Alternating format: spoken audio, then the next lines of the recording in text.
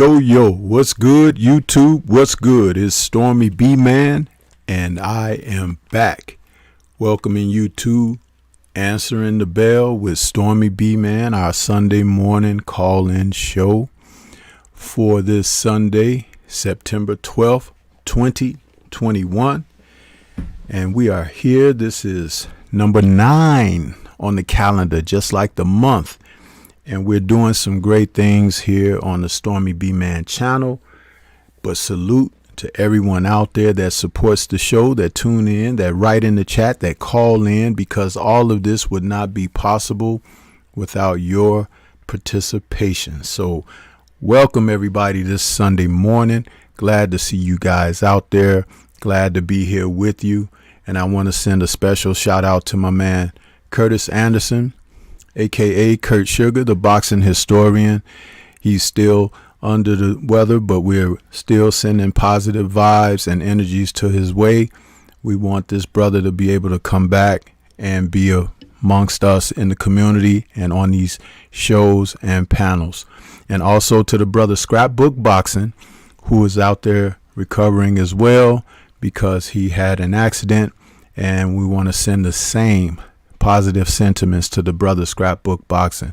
Us OGs are catching it. I'm looking around. I'm gonna have to get me a vibranium shield or something because, you know, they coming at us. They attacking us.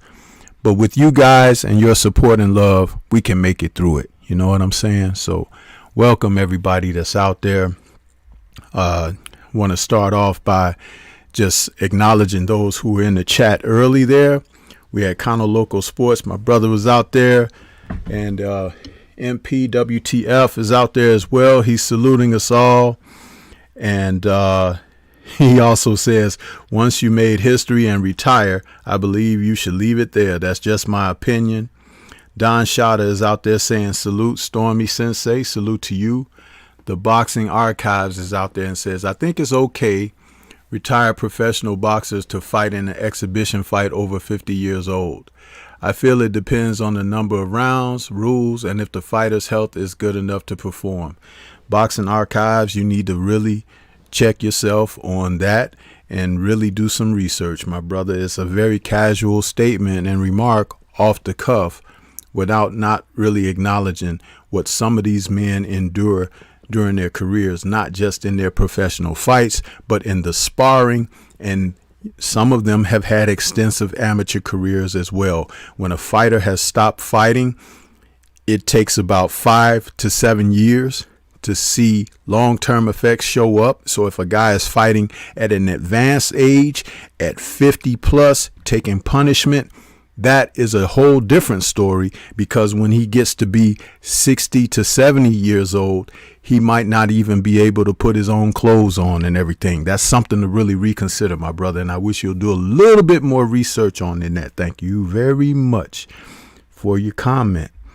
Big homie Coop is out there saying, salute Sifu, backsmack the like button, people, and class is in session, so pay attention. That's right, big homie Coop just sent one message out there already before the show even got going good. The Queen Tay Brown is out there saying, Stormy B, man, giving me the cheers. Salute to you as well, Queen. And she's saying, good morning, everyone. Also, she's saying, Curtis Anderson, many blessings, feel better. Thank you for that. And Scrapbook Boxing, all my prayers. Yeah. See what else we got. Chat is moving along now. Tay Brown says, Father Time is undefeated, and you know this. It was very dangerous for Holyfield to be there. He really could have been killed. Sorry to say, Holyfield, sit your ass down, please. Thank you, Tay Brown, because, you know, for many of you out there that follow my channel and listen to my content, I've always expressed that Evander Holyfield was my favorite fighter. And if you think for one moment that I wanted to see, hear, or know anything of his return to the ring this past weekend, you've got it twisted. Holyfield is long past having needed to put the gloves away. And even in his active career, he fought way too long. And that's coming from someone who admired him as being a favorite fighter. This is nothing to play with. The man has a big family. He has a lot of children, but he want to be around to enjoy those children, as long as he can. And being out there in that ring, way extended. Do you realize Holyfield is 2 years away from being 60 years old? 60. Hell no, he don't need to be in the ring. But I don't want to get too upset. We're just starting the show, so welcome everybody. But I appreciate your comments. There is a poll that's active in there, and I put it up there for a reason. Not just because of the Holyfield fight, but because this seemingly is a trend now where this is becoming something that promoters and networks are looking to make money off of these men.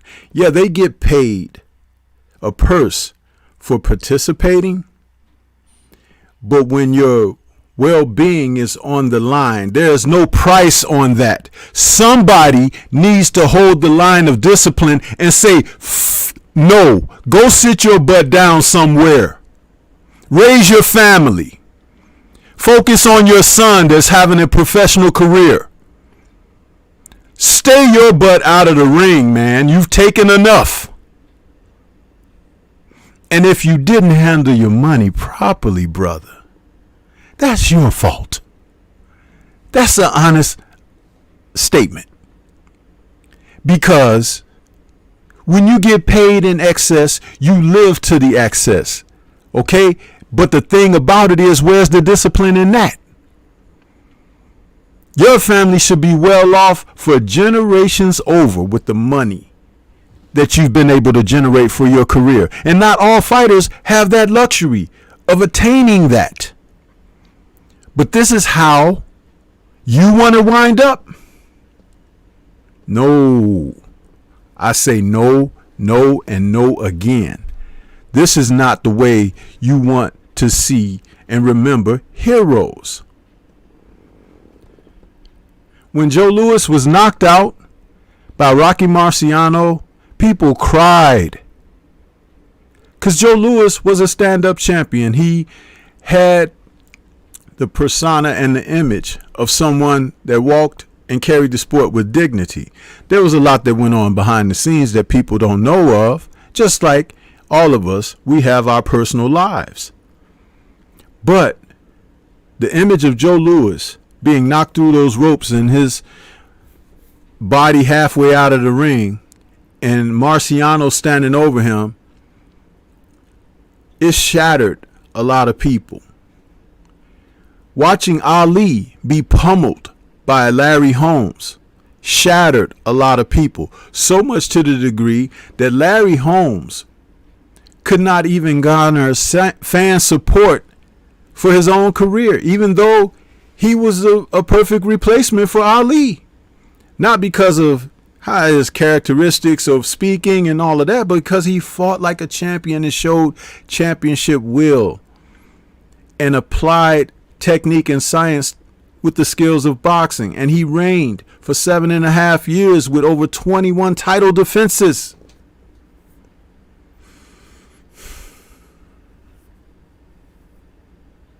So no, we don't want to see our heroes die like that. We don't. We don't need to see that.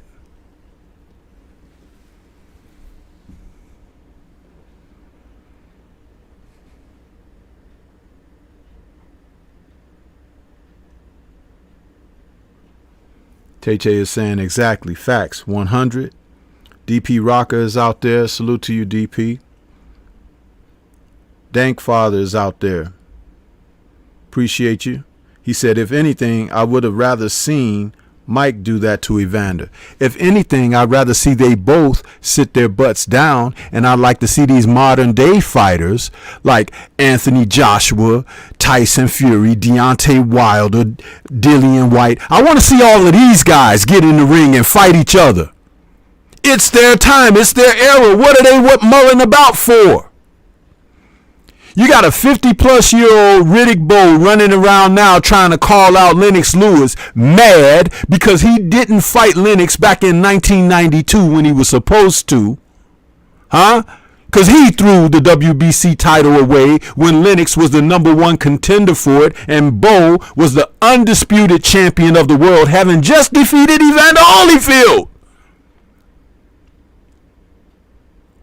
Now, whether it was he not wanting to face such a stiff challenge after just winning the title himself, or if it were just poor management by Rock Newman at that time, who advised Bowe to just, because Lennox camp was asking for a certain amount of money or whatever, and they didn't feel that he deserved that type of share, and he advised Bowe to just throw away the title. Who the hell throws away a title when you've taken all of the blood, guts, sacrifice to win and attain the thing? Who does that? You are an idiot, Riddick Bowe in 1992 and Rock Newman, and you are an idiot today if you think that somebody wants to see you in the ring with someone you should have fought nearly 30 years ago. Go sit down somewhere. And for your people out here that didn't hear clearly, I said Bowe had defeated Evander Holyfield back then. Go back and look at the fight. It's one of the heavyweight classics of all time. The 10th round in particular that people admire and they stand out. And it was the fight that defined that Holyfield was truly a warrior. Because before then they were just calling him a blown up cruiserweight. Huh? Yeah. And if you look at the punishment that a 24-year-old Riddick Bowe put on Holyfield in that fight, and Holyfield was like 30 years old at the time, you probably want to say, hey, Evander, put it away, bro. But we know that that wasn't the end of it for Evander, right? He came back. He even fought Bowe in a rematch. They actually fought a trilogy, and he got knocked out in the trilogy. But I'm saying all of that, people, to say this. There is a time to pump the brakes, huh? To bring the caravan to a screeching halt.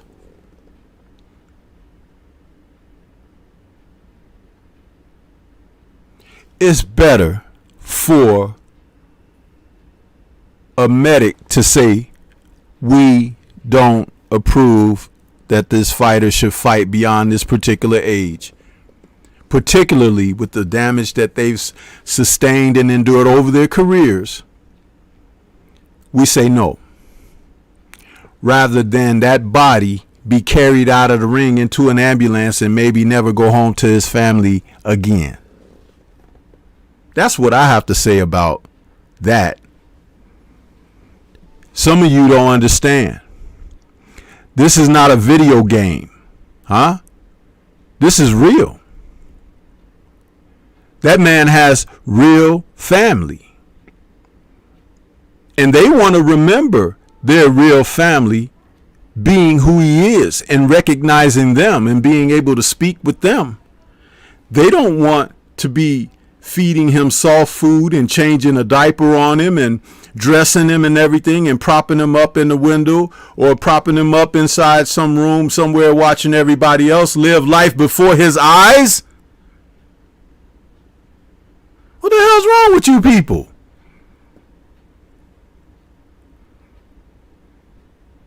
And we're talking about someone at an advanced age. We're not even talking about these current people who are younger and can still do the same type of damage to one another.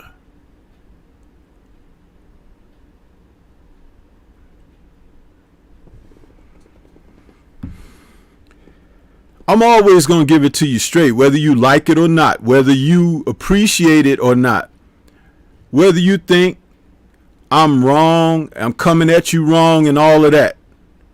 Sometimes in life, there's tough love where you have to be told things and shown things that you may not feel very good about. But at the end of the day, it could help you on your travels in life.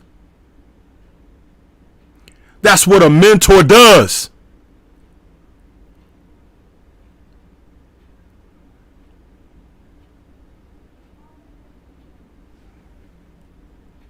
Smash the like button, people. You come in here, you listen, ear slut, whatever you guys want to call it. But where's the real support at, man? Where's the real support?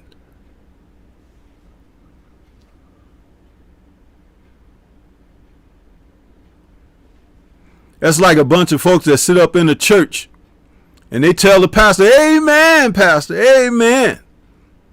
And then they trying to holler at the pastor's wife later on in the week. Huh? You hypocrites.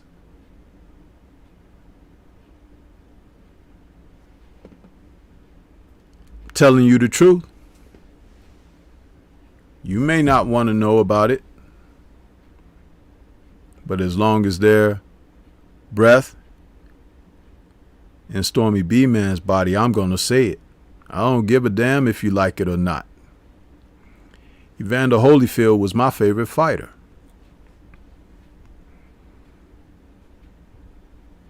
My favorite fighter. Not Ali, not Sugar Ray Robinson, not Hagler, not Leonard. Evander Holyfield. And he was someone worth looking up to during his prime career. Someone worth admiring for the sport of boxing, we're talking here. Let's not get it twisted about people's personal lives. If your life was an open book to the public, people would have a tremendous amount more to criticize you about, and me the same. But we're talking about his professional career, the merits of what he hangs his hat on, as he was known, the real deal. Huh? It's important to understand and know the difference.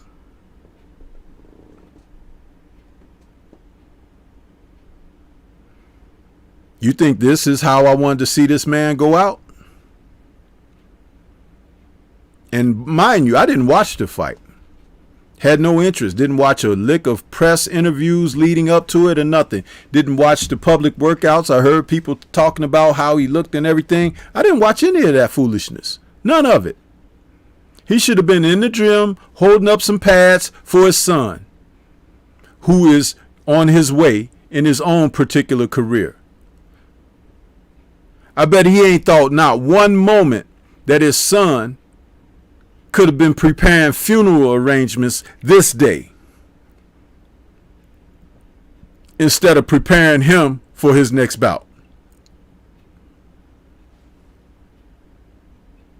That's selfish. Utterly selfish. And that's not to be respected. That's to be frowned upon, tossed down. Huh? Yeah.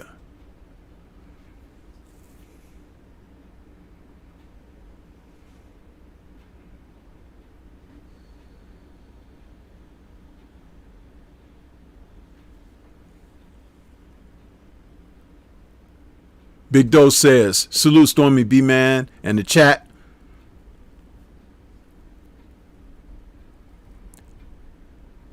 Salute DP Rocker. He says, I have to buy a recording program to record the beat, DP Rocker.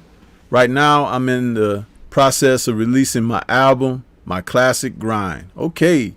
Shout out to Big Dose, man, who's doing it with his music and who also helped provide Stormybman with that wonderful intro for my videos. The beat there you hear, and I've credited Big Dose in the description box, even for when I don't use what he's given me, which is my primary intro music. But it's still all the same. The brother is highly talented there, and he will remain in my description box. He does wonderful work with music. Thank Father says, facts, OG. DP Rocker saying, preach, Stormy B, man. Big Doe says, facts, Stormy B, man. That's why I don't blame the champions for keeping their straps, because straps equal more money and more prestige. But if they were to fight one another and their worthy adversaries, they could generate even more income. Big Dose. Tay Brown is saying, amen. Yes. Big Dose says, DP Rocker, you could set up some studio time and I'll come there with the board so that you can record it at least. You guys are talking about getting together on some music out there. Don't leave out Stormy B, man. You know I love my music. Play some jazz beats too. I'll eat that up. I'll pay for it. Shepherd King is out there saying, salute, Stormy. Salute to you. Let's see. Big Homie says, damn. He says, that's ugly. I guess I said something as I was rambling on. I don't remember what that comment is on. Tay Brown says, I don't know that much about boxing. I'm more of an MMA fan, but I do know that combat sports is a young man's sport. Holyfield is a legend in the sport, and if he needs money, he should find another way. Absolutely. One of the ways he could take up the mantle of being more responsible with that young man who is his son and guide him properly with his career going forward and teach him, son, don't make the mistakes that I made, particularly with your money and with women. Yeah. That's the greatest gift he can pass on to his son. To be better. Chris Felton says, Jerry Quarry is a prime example of what you are talking about. Absolutely. Salute to Chris Felton. Because I'm on OBS, I can't put your comment on the screen. If I was on StreamYard, I'll be able to put your comment up on the screen. But you are exactly right, brother. Exactly. Tay Brown is still saying 100 many times over. Salute to the OG Bruce Goes out there. He says, salute family at Stormy B, man. Salute to you, Bruce Goes. Glad to see you out there. So, yeah, man. Nobody wanted to see this from Evander Holyfield. Nobody. And it's admittedly with, embarrassment that I had to come on today and put this picture up here like this. The man that he lost to when Holyfield was of prime producing effort, this man wouldn't be worthy to be a sparring partner. But that's not what this time is. This is 2021. And this man is better than Evander Holyfield in 2021. It's a shame that Evander didn't get the memo. A shame.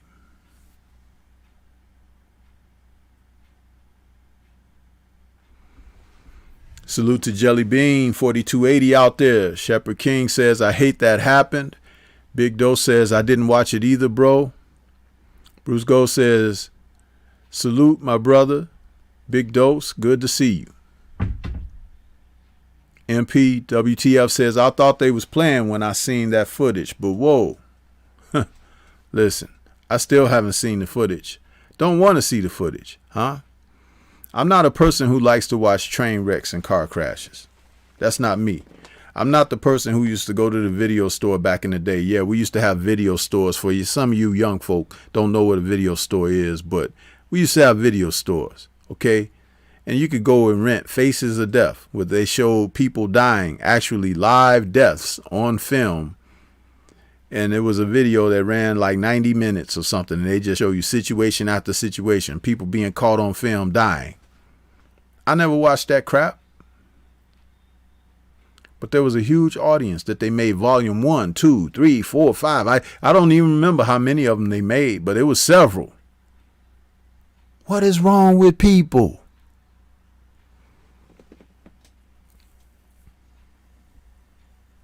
Bruce Gold says, I watched the sad event and I hope there's no repeat of this shit, but I know I'm wrong. This whole weekend was a shit show. Absolutely, Bruce. And why was you watching it, bro? Why? You're older than me. See, when you tune in to that, they put more of it out there. If nobody tunes in and watches that bullshit, they won't continue to serve it to you. You biting, this is nasty. I can't take it. And then you still eating it. You still chewing though, so they put more on your plate. Bon appetit. No. If I want to watch Evander Holyfield, I got VHS tapes in there. I can go and pull out some of the greatest moments in boxing history that he participated in. And oftentimes, get this, people, oftentimes, majority, he was the victor. The victor, not the victim.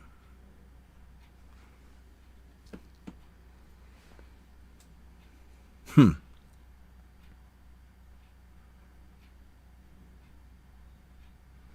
704 Joe has joined us. He's giving a thumbs up. Smack the like button. He says it's free. Yes, sir.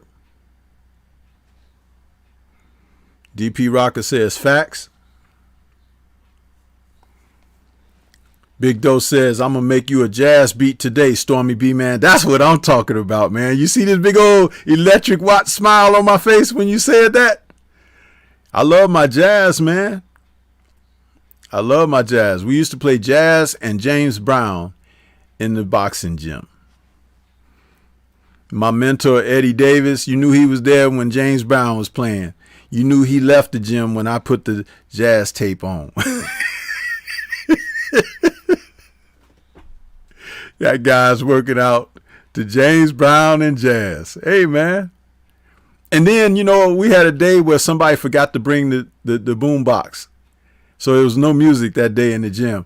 You know, guys are looking around saying, hey, man, where the music at? You know, they get so used to training with it on, right? It's like it's a part of your routine. It's like, where the music, you know? They didn't have a good workout that day because there was no music in the gym.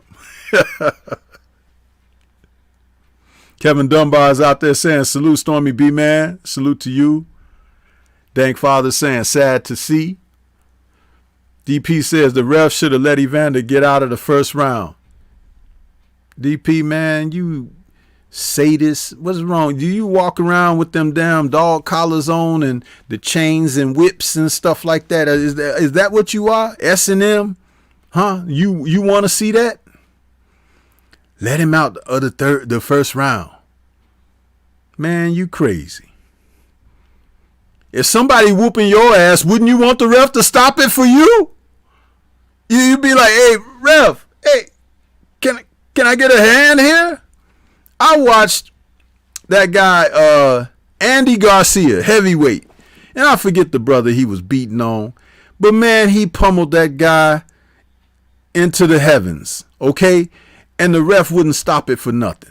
The guy is just taking punishment after punishment after punishment. And Garcia is a heavyweight. He's punching the guy. He was known for his punch. Big Mexican heavyweight. Way before Chris Arreola and Andy Ruiz Jr. This guy, Andy Garcia, in the 90s, was a heavyweight guy, but it turned out he didn't have much of a chin, but they hid it as long as they could. But he was in there punishing guys on Tuesday night fights every couple of months, man. He was in there beating up on people.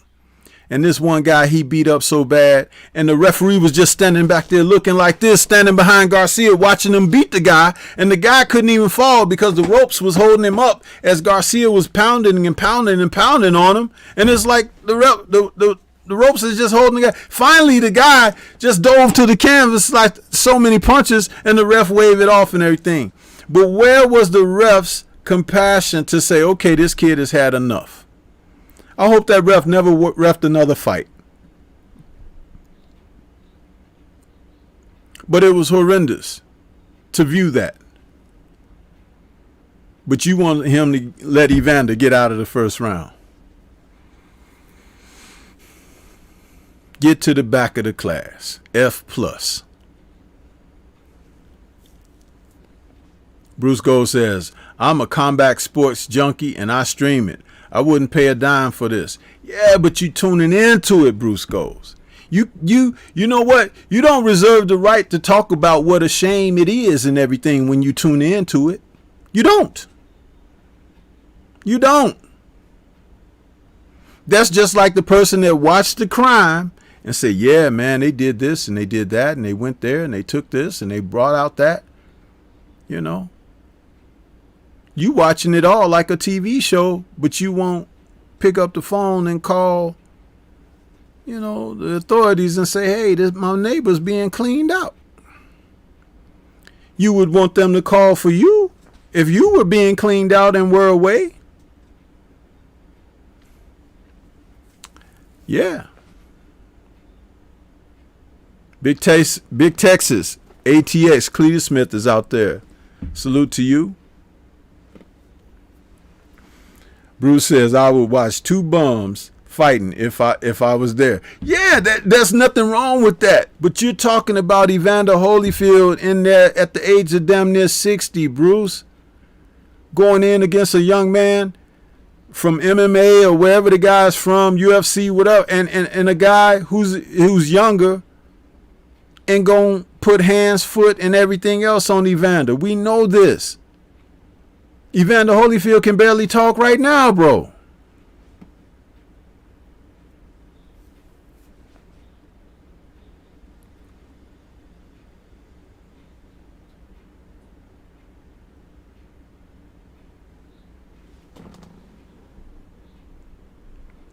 Look here. Don't get in your feelings because of what I'm saying. I'm telling you facts because I have to speak responsibly. I'm on the airwaves here, you know. That, like I said early in this show before I started, I said, I'll say things. You might not agree with it. You might not like it, but that's what a mentor does. I am not going to give you license to say that, oh, Stormy said, you know, so I kind of was like feeling what Stormy said, even though you can't blame me. But what you can say is that I was more vigilant in my responsibility of speaking on these matters, because that's what it means at the end of the day. Proper representation. Huh?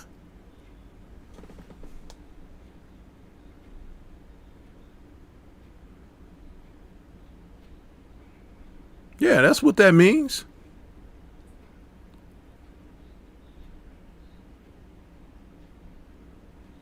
What we got here? Trying to get to my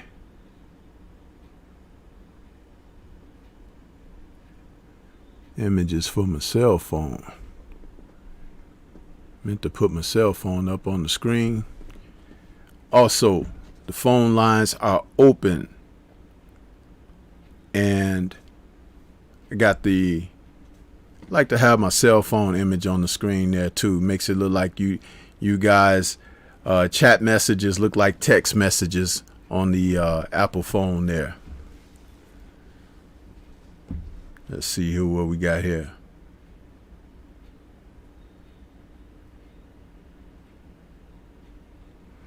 Bruce goes, I see you in your feelings this morning, man. Ain't nobody say you was an ostrich with your head in the sand. Nobody said that. Are you coming here trying to pick with Stormy this morning? What's up with that, bro? What's up with that? Big Doe says, yup, I really hate to see boxers with Alzheimer's due to taking too much punishment in their careers. Dude, it's worse than that. Look up people like, you know, Gerald McClellan or Wilfredo Benitez, or as my man said earlier in the chat when he was talking about what's his name, the Quarries. Those are tragic stories, and there are plenty more that we don't even hear of because there are fighters that we don't know of. You know what I'm saying? So that's something to be, you know, acknowledged as well. Fighters out there like that.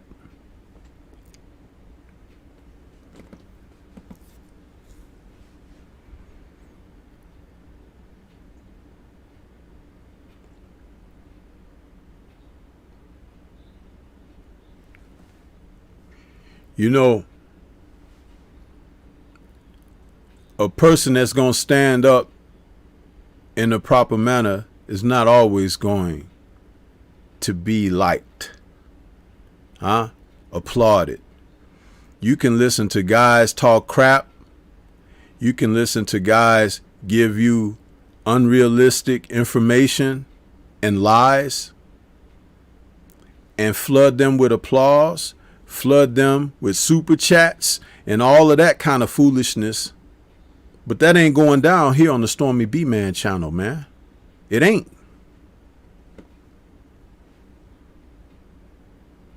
Look here, Chris Felton, again, back with it. He's the one that said about the Quarries. He says, Terry Norris, that is why I cannot stand Abel Sanchez.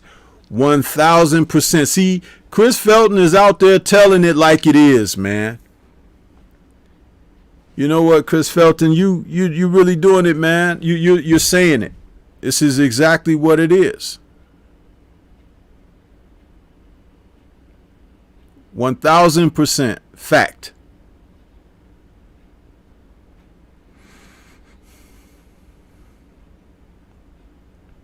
Big Doe says Ali was a defensive wizard, but still he developed Alzheimer's, and that was a shame.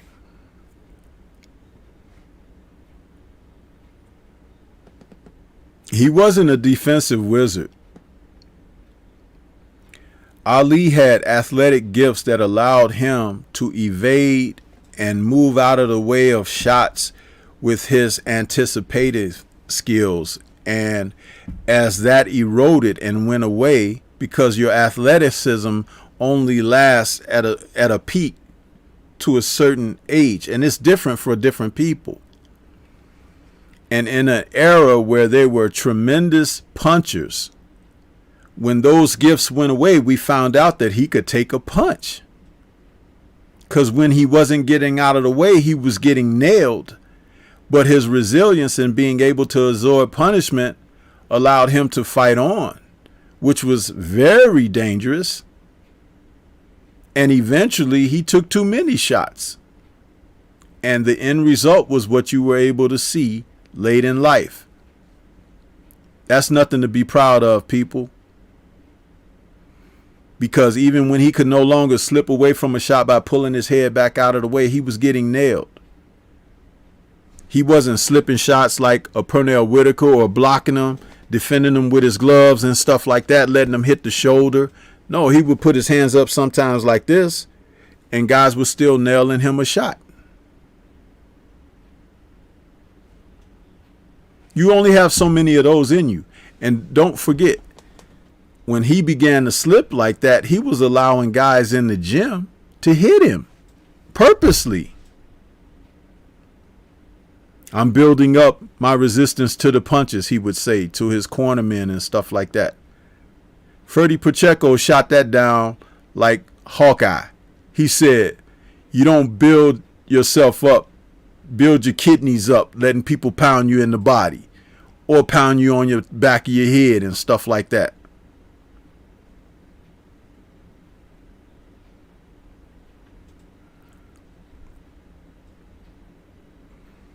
Big Doe says, right, I agree with you, bro.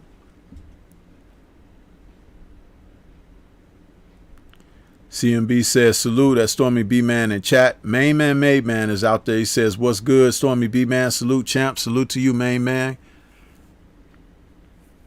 Big homie is saying sad but true. And Big Doe says, right, that's what I meant. Yep. I knew what you meant, bro.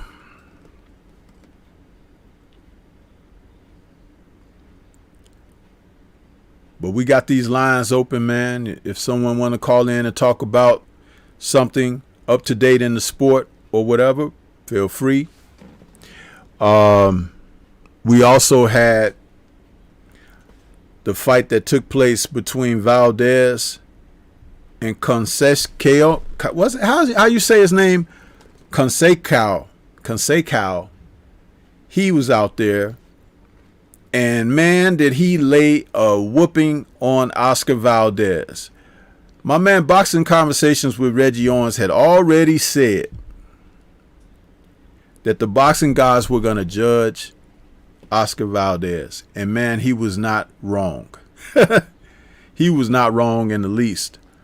Valdez being caught taking banned substances leading up to the fight. Showed up to the weigh-in, couldn't make weight. They lied about the weight he was on the scale. The WBC said the fight would go on even though they implemented VADA testing and he popped dirty for a banned substance under VADA.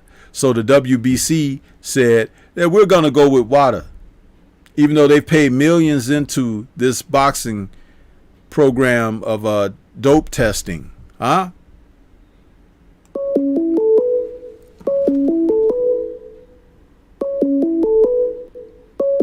Got the first call of the day.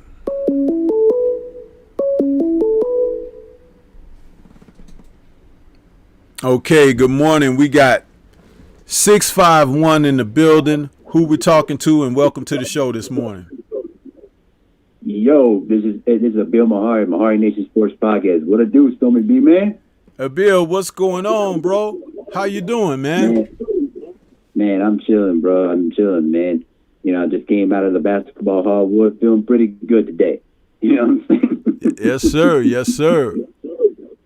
Yeah, man. I just want to get my mind off of certain things when it comes to boxing at this stage right now. I just watched the Holyfield and whatever his name is, Victor Belfort. I don't know who this guy is. Belfort, yeah. I'm just embarrassed. Yeah, Belfort. But I'm just embarrassed about how an old man like Evander Holyfield, who you can't even understand him at this point. And I mean, he always had a strong accent to begin with, but now it's gotten gradually worse over time. The fact that they allowed this man to get back into the ring and then basically getting his ass kicked like that, like I was just embarrassed, bro, because you have a lot more memories of a Holyfield than I do. But he was one of my favorite heavyweights, and he was the kind of guy that always showed that warrior spirit every time he fought, and becoming undisputed in 2 different weight classes. I mean, it's an amazing accomplishment. He's a heavyweight champion and already a Hall of Famer. So, like, why tarnish your legacy in doing stuff like this, man? It's just ridiculous how the powers that be allowed this man to compete, and and the fact that he's slurring at this point, tells me that he should not be in boxing no more. You know what I mean? And same for Boy Jones Jr. too. The fact that he was able to be fought for this long and getting knocked out every time. I don't know what type of damage that he received in the later years, but it's just embarrassing, man. It is embarrassing, Bill. It's embarrassing, and it's heartbreaking because the thing that people don't realize is that later down the line, what this is going to mean for Evander. You see, the deterioration, it doesn't happen all at once, although sometimes a huge portion of deterioration can happen at once. But dude, Evander was already going to have some issues when he got older than what he is now. So don't forget, he got back into sparring for this. He was in the gym doing things, getting hit. And he got hit tonight or last night. But you add 5 years of this on to whatever was coming. And that's a slippery slope, man. And this is what I'm trying to get people to understand about boxing. You don't always show the wear and tear right away. One of the reasons that Sugar Ray Leonard is still in pretty good shape, one, his career was shorter than you might believe. If you take away all the times that he retired, Ray Leonard retired like 5 or 6 times. His first retirement was right after the Olympics when he won the gold. He retired. See, people don't think about that. Then when he realized that, you know, his family needed money and everything, his parents were in trouble and he had baby on the way with his love, you know, and well, I better go back to boxing. And then he made, I think it was $40,000, $50,000 in his first professional fight, which was like a lifesaver back in 1979 or whatever. You know what I'm saying? So again, Ray Leonard, who didn't blow up in weight and stuff like that, he always looked, you know, in shape or not much off of his fighting weight. Now, he did have trouble with drugs, you know, in his career. He openly admitted that or whatever. But the real abuse is allowing your body to get way out of shape, and then you have to train and have fat camps to get back into shape and stuff like that. That was something that he didn't have a problem with. So he kept himself in pretty good shape. And Sugar Ray Leonard was very defensive. He was skilled defensively. He doesn't get enough credit for that. No, he wasn't Pernell Whitaker slippery, but he had skills that allowed him to not take punishment head on like some brave, bravado-driven fighters allowed themselves to do. You see, that's one of the things you can speak about with Ray Leonard, and it's an admirable quality about him. Yeah, that's absolutely the truth.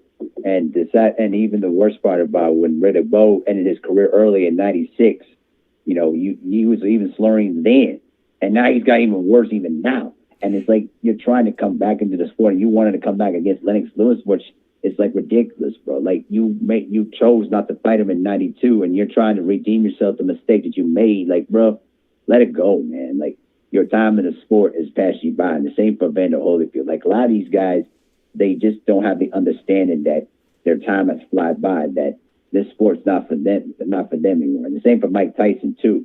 You know what I mean? It's like, I don't know. The sport is making itself look bad right now, especially with all the stupid, trashy celebrity fights, and then these old guys coming back way past their prime, you know, fighting. I mean, right now it's looking ridiculous. And topping all that, you got the WBC, you know, with their crooked ass rules, you know, rigging things to benefit, you know, Hispanic fighters. It's a really, really bad year for boxing, I must say.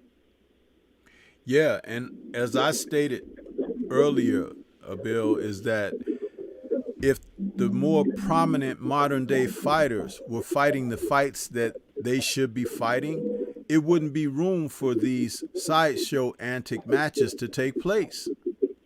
Correct. You have about 10 fights on paper that should be taking place or had been taking place within the past year or two that are no closer today of happening, and they're prominent names in the sport, both champion and contender alike. You know what I mean? And when you could say that, remember, if we go back to 1992 or 1991, when Evander was the undisputed heavyweight champion of the world about to fight Riddick Bowe, let me run something down to you, and this is just off the top of my head. All right.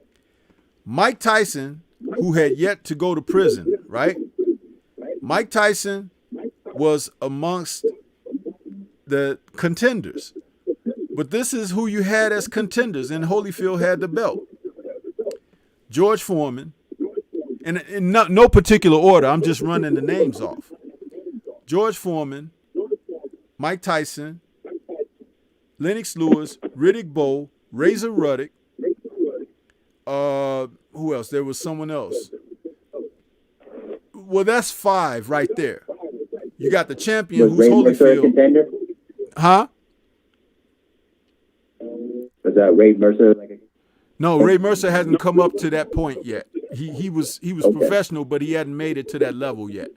But what I'm giving you is this. That's 5 names I ran off who were not the heavyweight champion of the world. So that meant that those were contenders. Now, we know that Lennox fought Evander. He fought Ruddock. Bo fought Evander. And he fought Evander 3 times. Ruddock fought Tyson. Tyson fought Evander and Ruddock and Lewis. Even though those fights came later, right? But think about it. How many fights did I just name? You see what I'm saying? And I'm not asking you to answer that, but I'm making you think here because we're not getting any of that today. None of it. None of it. Contenders or champions alike are not competing. They're not. So it opened up an avenue for guys like what we saw this weekend with Evander, that Triller card and all that. That's why the Floyd Mayweather against the Paul brothers and that type of foolishness didn't even happen early in Floyd's career. That fight would have never been thought of. It would not be an event planned. But this has somehow crept into the DNA of the sport because the fighters don't want to fight each other, bro. They're pricing themselves out of things. They haven't been tested before becoming titleists, and they're not being in competitive matches on paper where you could look at 2 guys and say, man, I don't know who's going to win this one. I got to pick one.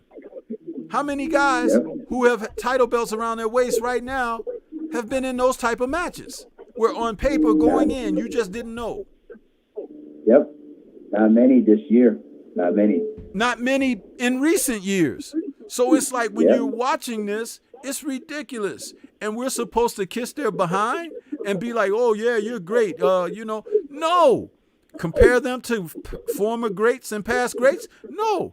There are former journeymen who will be dominant champions today across the board in boxing and weight classes. There are former journeymen who would be champions today, mopping the floor with some of these dudes. I agree. It's ridiculous. I agree. I agree with you, Stormy, man.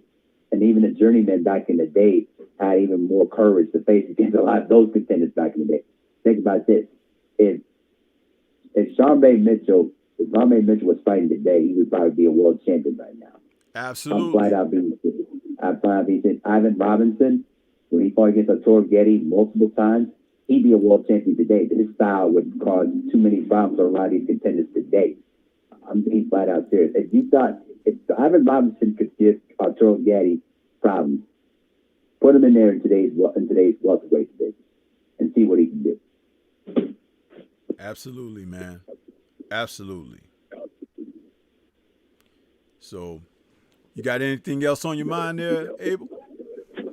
Not much at all, man. But this was really, I had to really get it out there because it's sad, man. And even for me as a younger generation that want to see competitive fights, that these entities and everything else, all the politics are getting in the way of that. And until that's cleaned up, unfortunately, we're not going to see the fights that we want until like years way past their prime. And by that time, it'd be too late. And it's just sad, man. And I wish I grew up in that time where we saw competitive fights almost every year.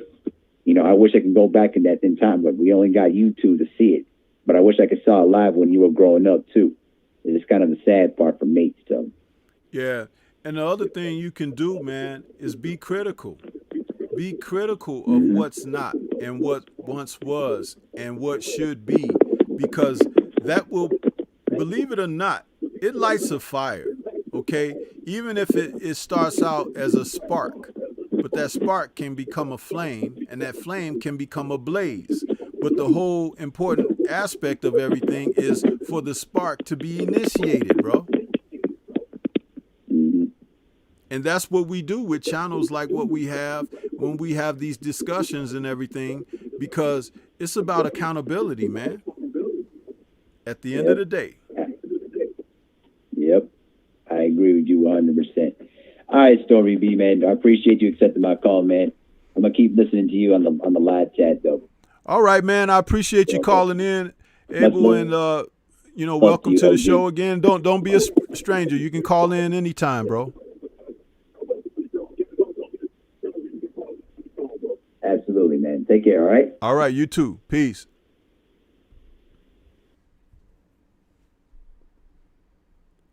All right, that was my man, Abel Mahari out there. Appreciate that call. Good call, brother. Good call.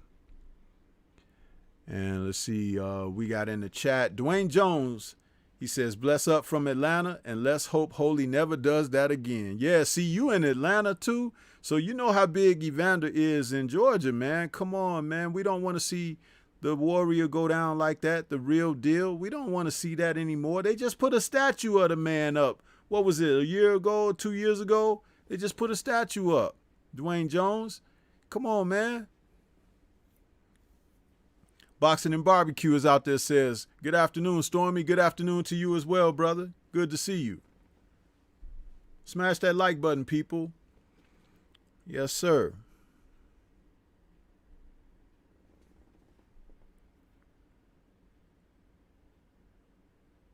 Evander Holyfield has been in some tremendous matches, man, going all the way back to his days at cruiserweight. And he is an accomplished fighter. There is no way that I would want to see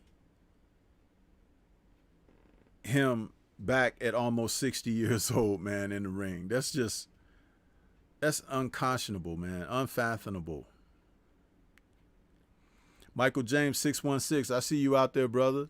He says, Stormy B, man, salute family, salute to you. Big Dose saying, I didn't like Lewis when he was fighting because I didn't like his fighting style, but I've come to appreciate it after he retired and seeing what kind of person he is. Plus, he wanted all that smoke. That's absolutely 1000% fact. Lennox always believed in testing himself against the best, man. Even before he became the best, Lennox was that guy who sought out the opportunity to prove himself. I think his accent, coming from his background, he's a very regal and upright guy.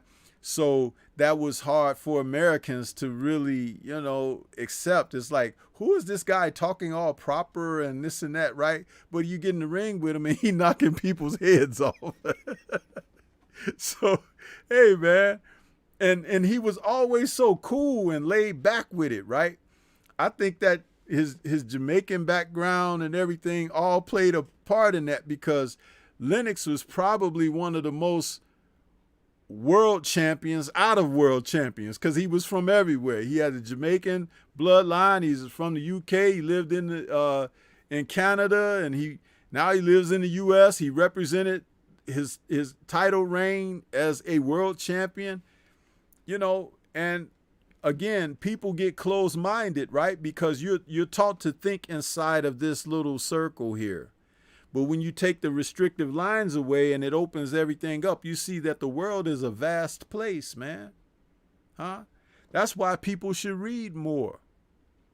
Not be on computers, not be in TikTok videos and all that. You should read some books, man. You know why? Because that expands the mind. It allows you to take in information, and then you begin to have something happen up here kinetically. The wheels start turning, and you start to become imaginative, and you picture things for yourself. And whatever your interpretation is, as you're taking the information in, it could be different from mine, because our brains are not the same. But when you no longer allow yourself to process things like that, then you become a slave of technology. See what we got here.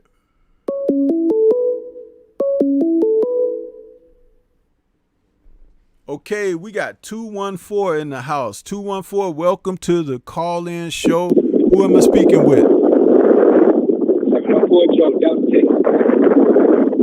Hey, man, you got too much interference in the background. You need to roll the window up or something. Okay, what about now? Okay, you're better now. Who is this? Okay, I'm sorry. This is 704 Joe from Dallas. All right, 704. Good to hear you this morning, bro. Welcome to the show. What's on your mind? Holyfield, man. Holyfield. I don't think it's about his love for boxing. We know he loves boxing. Man needs money, man. He needs money. And he might be in a situation where some of us been in this situation before. Man, you're a month from losing your house or you're a month from being kicked out. We don't know his situation. So it's about the money. It's about the money, Stormy. And I know people are going to say, forget the money. But if you're about to get kicked out of your house and you have 12 children and it's child support, let's not forget, when he was put on child support, he's a millionaire. And them child supports, they don't drop because you're not making money anymore. They stay the same. 704, let me stop you right there, bro. Let me stop you right there. All right. Yeah, you're right. Because you're a millionaire, the child support payments don't stop. The money has to drop. But you know what? He can pick up some condoms too, can't he? He can get himself fixed too, can't he? Yes. You can be a little more. You can be a little more thrifty with your spending of dollars too, can't you? See, listen, man. Yes. I told you early in the show, I will speak it like the reality that it is.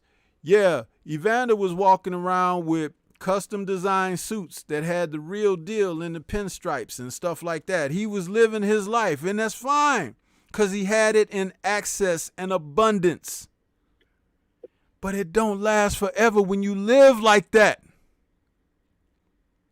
This is my favorite fighter you're talking about. Cool. So I reserve the right to be critical because I saw a lot of things way before we got to today, and I didn't like it.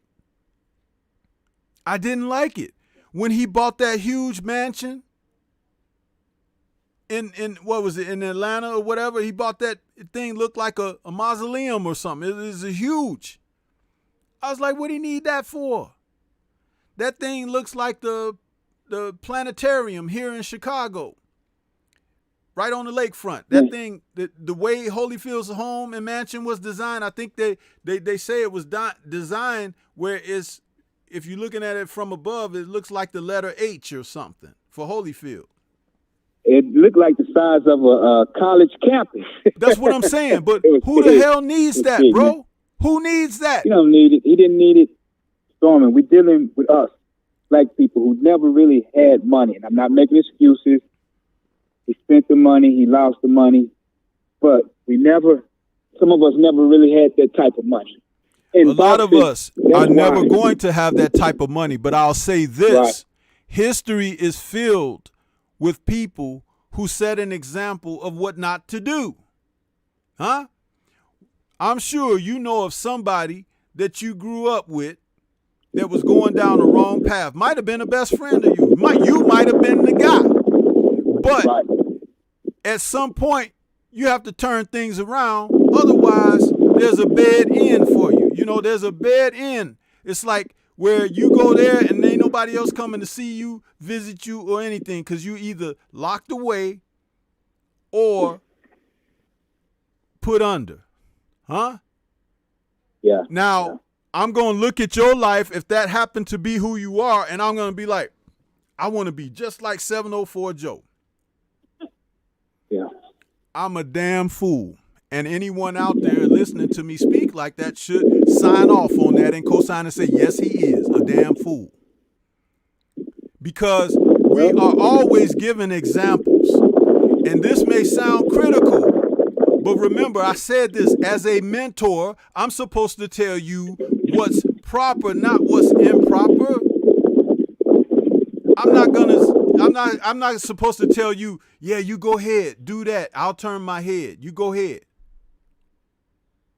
No, man. I said this earlier. Evander should have been in the gym helping his son, putting him on the right track. How do it look where he out there trying to fight and his son trying to have a career too? You think the son might build up some animosity against his dad? It might be like, well, he wasn't there with me when I was growing up because he was always away at camps training and stuff. Now I'm out here training. He ain't even here to help me do that. He trying to fight again himself. Well, anybody ever think about that? Situation. Yeah, we don't know his situation. Yeah. I don't want to see him fight. I do not want to see him fight, but we do not know that man's situation. And I don't think it's for the love of boxing. It's for doing what you have to do. Sometimes, and, 704, sometimes we are put in certain circumstances. Sometimes we put ourselves in certain circumstances, but it's also for lessons. For life, yeah. God try to show you something. Sometimes he got to sit you down because you may have been a little too lofty, right? Yeah. You may have been a little too detached and your head in the clouds, and he had to bring you back down to earth. Well, Holyfield, he made his bed. He has to lie in it. He made plenty of beds, and he laid in them and made plenty of babies. Huh? Think about it. Yeah, he did. I'm telling you the truth, brother. Yeah. 12. I'm telling you the truth. He didn't have to do that. 12's a lot. So, I mean, I thought, and I was hoping during the press conference he was playing possum. I was hoping he was, it looked so bad. I'm like, okay, he's playing possum. You know what I mean? I thought he was gonna look better in the fight. I didn't think he was playing possum. I didn't watch any of the press conferences, but I've seen recent clips of him before this fight was announced, him giving interviews. I heard him talking about Deontay Wilder and giving his take on certain things currently in the state of boxing, and I could see the damage. And I was saying to myself when I would see him at those times, and I say, you know what? I'm glad he ain't fighting. And then when those rumblings started coming up about he might fight Tyson and this and that, I was like, I hope not. I hope not. And then De La Hoya fell out of this event, and then they put him in there. I was like, oh, no. Yeah. And I made sure I didn't tune in to nothing. The most that I've seen, 704, is this photo that I got on my screen right here with him sitting on his butt. That's the most I've seen of it.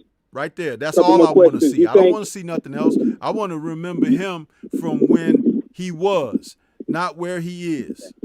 Because I know where that means he's going to be. You understand?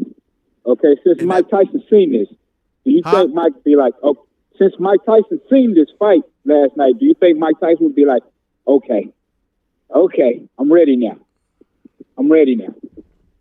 Mike. Listen, man, I don't want to see Mike Tyson in there. I don't want to see any of them fight. Right. But it is what it is. I don't want to see him fight. I didn't even watch the fight. That's why I'm not entertaining that. I don't care for that. Listen, Mike Tyson has his own problems, bro. One minute, the guy is happy and talking stuff and this and that. The next minute, he's going off into these depressive rants and stuff. And then the next minute, he's saying he don't like that guy no more, meaning his old boxing persona and this and that. He's like, because that guy is a villain. And dude, that man is not mentally stable. He showed us when he bit Evander in that fight. He showed us. And a lot of people don't remember, but that was Mike had a mental break in that fight. He should never be allowed in the ring again, but he fought several times after that. You're talking about a man, let me put this in proper perspective for you. You're talking about a man who was the undisputed heavyweight champion at one time. Okay? That's prestige, that's honor, that's glory, that's all types of acknowledgement, right? Yes. He went away, he came back, and then the most he could do in a fight with someone being highly competitive with him is to bite the guy savagely. Could you imagine him biting people when he was on his way to the title at 20 years old? No, you couldn't imagine that. But why was he doing it later on?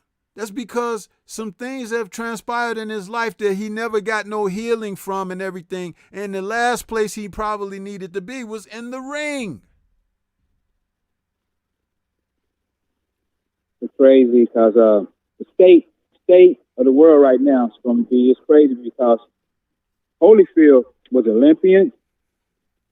He was a great person when it came to like supporting America, Christianity. He was the good guy. And Mike Tyson, no disrespect, and I don't think he did it, was a convicted rapist and, you know, all these other things. Why did Mike, I'm talking about now, not then. Everybody talks about Mike and nobody talks about Evander Holyfield. Evander Holyfield don't get any of the endorsements, but Mike get all endorsements. And it's a thing of good guys finishing last, which is not good, but sometimes it's true. Sometimes it's true. Listen, man, you can be a good guy and finish last and all of that, but you can be a smart guy and handle your finances and stuff a lot better, even if you have to go and seek counsel to do so. See, that's the other aspect. There are, ways to do that.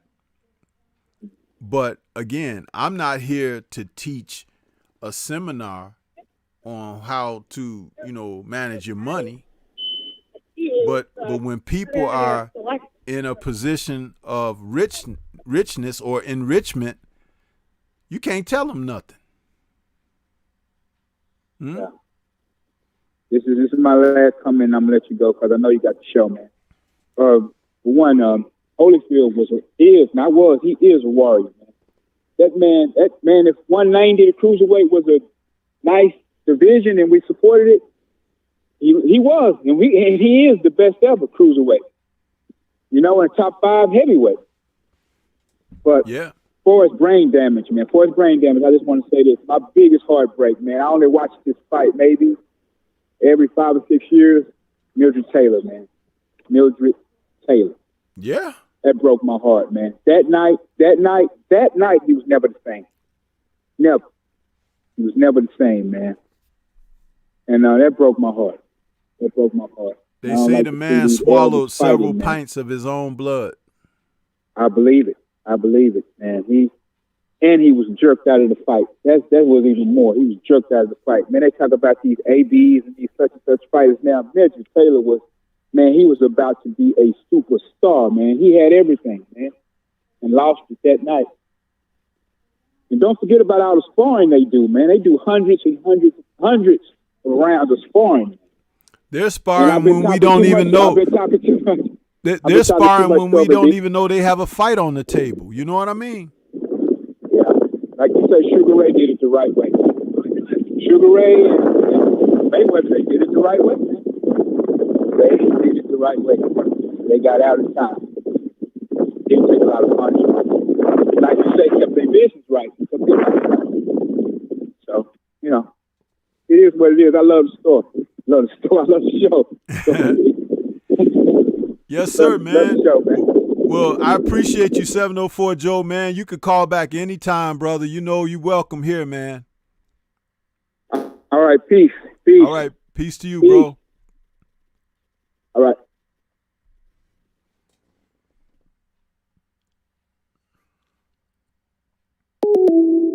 Another great call there, 704 Joe, man. That's some good stuff.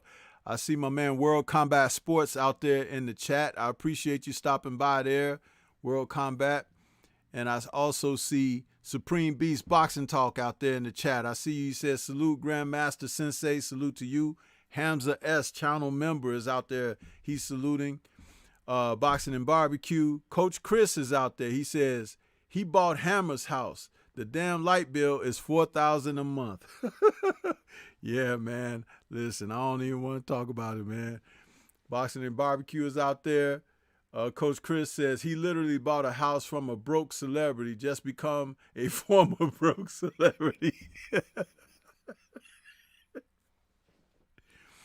Listen, man. Oh, man. Some of the most wealthy people in the world, man, you would never know it if they walk down the street, walk right past you. You wouldn't know it. You wouldn't know it. Flash and all of that, that's all that is. That's glitz. That's tantalizing and mesmerizing to the eyes. But, man, let me tell you something.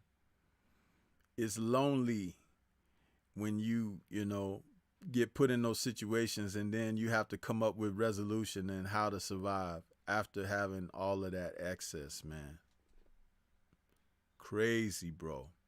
Crazy. Hamza S. says, I believe child support messed up Evander as well as Coach Chris. World Combat Sports says, morning all, and I hope and I shout all at Stormybman. He says, Holyfield, not up the glove, don't fight no more. Yeah, man. He shouldn't have fought this one. He should have stopped fighting a long time ago. I'm talking about when he fought the Chris Burrs, the James Tonys, the Valuevs, the Larry Donalds and those guys, and even John Ruiz. Those fights should not have taken place. Evander should have walked away possibly after he got his victory over Michael Moore in their rematch. He should have been done with it, man, because he would have avenged his loss, and that was a great place for him to sit it down. But, again, he couldn't let it go. Couldn't let it go.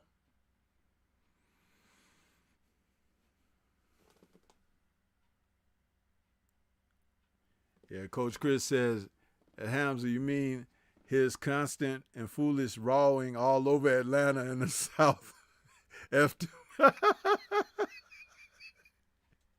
See, Coach Chris is on page with me. Hey, Coach Chris, go ahead and call in. Oh. All right, we got 443 in the house. 443. Wait, 443, welcome to the show, man. Who's this? Stormybman, what's going on, brother? This is Coach Chris, sir. Good afternoon. Man, you were calling in just as I was speaking for you to call in. Welcome to the show, bro. Brother? Welcome to the show. How you doing? Man, I'm holding on, man. Just enjoying a lovely Sunday, man. We in here trying to, we watching. My son's a boxing head, man. He only 4, but he want to watch boxing. So I just throw on like the Box Nation for him. Let him just run around and watch boxing. We'll watch a little football a little later, man. But I just had to, because this weekend was an awful weekend for boxing, man. It really was. I mean, it was horrible, man. It was like it was on, and like I didn't watch Friday at all. I watched it over again on YouTube. Neither did I. And then last night I tried to watch the Evander Holyfield fight, and the bell rung, and I just turned it off. I was like, I don't even want to watch it. I know he's gonna get beat up. Know he's gonna lose. I just am like, man, please let this man be able to get up and walk away from this fight, man. I can't. It's just not a good look for the sport, man. Like you talking about, like you said earlier, this is the former undisputed heavyweight champ of the world, man. He's made hundreds of millions of dollars boxing. Like, those guys were getting paid back then, bro. They were. They were making 25, 30 million a fight. Like these guys talking like AJ making. I don't know if AJ and these guys are making as much money as Evander and them were making in the 90s, man. Them boys was getting paid. No, they're not making the same money, man. They're not making the same. And I mean, you factor in inflation, they're not making the same money. $20 million now isn't the same as $20 million in 1993. Right. No way. Not even close. So we've got to start coming up with ideas on what we can do to get some oversight into this sport, because it's just going down this slippery slope, and it's going to end up with somebody getting seriously hurt. It's going to end up with somebody getting killed. It's going to end up with something tragic, and then they're going to force oversight, and it's going to be oversight. You know what I'm saying? Yeah. Kind of like how they overreacted with baseball with the steroids in baseball, they overreacted and made it this huge deal and had them all in front of Congress. It's like, but these guys didn't even have a drug testing policy in their league. It's like, you should have done something years before this. So I don't know if we got to start writing letter campaigns to senators or governors, but this is bad. That was not, so basically, if you fail for steroids, you can basically fight in Arizona. Because Eddie Hearn did it last year or 2 years ago with Chavez Jr., right? Yeah. When he failed the drug test and they moved it to Arizona. Yeah. And then now you got some random sanctioning by or some random commission that says, oh, yeah, he can fight with failed PEDs because it's just a tragedy. And then the guy goes out there and gets his ass beat and still wins the fight. Wait. Don't jump the gun. He didn't make weight. They lied. When he got on that scale and stepped off and he got on again and he got on that scale 3 times. Yeah. And they made up a number. But they were telling all the people standing near, they told everybody, step back. So they couldn't see the number. Because when he first stepped on that scale, whatever it read, it wasn't the weight. Okay? And you listen to the guy when he called the weight out, he says, Valdez at 130, like that. It's like, what? Yeah. You ain't never heard it. That was like an auction where they say, here he goes, he got it. It's like, and then my thing, Stormy, is, if that's happening on ESPN, Stormy, what in the world is happening at these local events, these local pro shows and amateur shows around the country? Better pay attention. If that's happening on ESPN, we talk about this all the time. We talk about it all the time. The only difference is it's like now platforms like mine and some of the other brothers out here that talk about these particular subjects, and it's like you can't help but to draw the attention to these things because it's blatant. It's right in front of your face. Old media don't even say nothing anymore. They don't say nothing. So when I said, I stopped you just a moment because you was talking about Valdez, he did get washed in the fight. Robeson should have won that fight, man, hands down. And look at Valdez's face after the fight. He looked like 3 or 4 guys beat him up. And the thing is, the weigh-in, he didn't make the weight. He popped dirty. He didn't make the weight. The WBC said, forget Vada, we're going on with the fight anyway. And then he fights the fight and gets beat up, but they give him the decision anyway. Dude, that's 5 things wrong right there. I tell you, Stormy, I don't know. Maybe definitely won't want to do it in this state because there's too much of a pain in the neck to do it, man. But maybe somebody on the, because I'm an entrepreneur, right? Like I work for myself, and I also just started a nonprofit organization, and I live in Maryland where the paperwork is endless.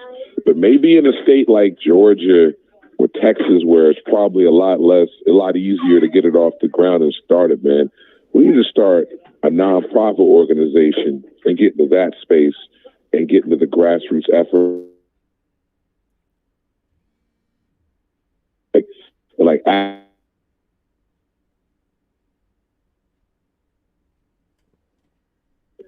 And actually, or a political action committee, like something, man.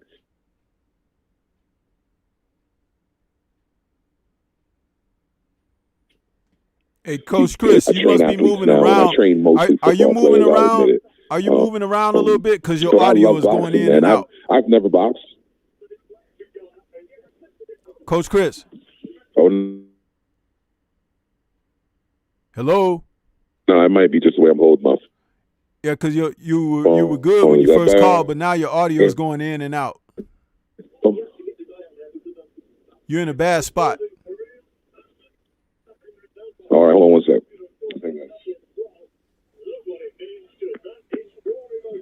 All right, is that better? Yeah, you have to keep talking for me to make sure, though, but yeah. All right, cool. Now, sometimes when I'm on the Wi-Fi, my house it picks up Wi-Fi phone calls for some reason. Oh, okay. But I think a grassroots organization is something because I genuinely love watching boxing. Nothing's better than a big fight. Nothing's better than a bit. I mean, we're delving into where this is actually, they're going to take it away from us if we don't protect it. You know what I'm saying? Yeah. I think we're really, I mean, like when you have in the same weekend a fighter fail a drug test, miss weight, and then get a jerky decision, and that's on Friday. Then on Saturday, you've got a damn near 60-year-old former unified champ who should never have to fight ever again, getting his head knocked in by some juiced up MMA fighter. And that happens on Saturday. I mean, that's just, what in the world is happening to this sport, bro? Listen, it's bad. It's like the Wild Wild West, man. I mean, I stated we're earlier, going to be tuned into a fight. I stated earlier, Coach Chris, check this out. I stated earlier to Abel Mahari when he called in, I said that because the prominent fights of today are not taking place, it's allowing all these avenues for other stuff that don't belong in the sport to transpire. When you take the current champions and the current top contenders, none of them are facing one another.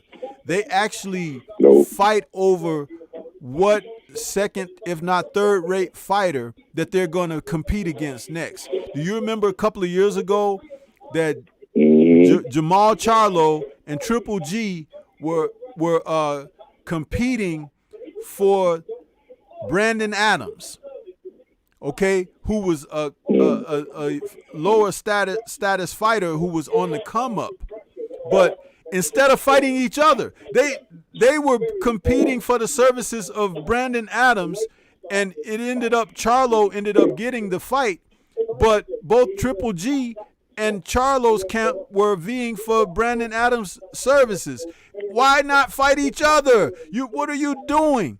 And then we saw something similar again just a year ago when Canelo was fighting.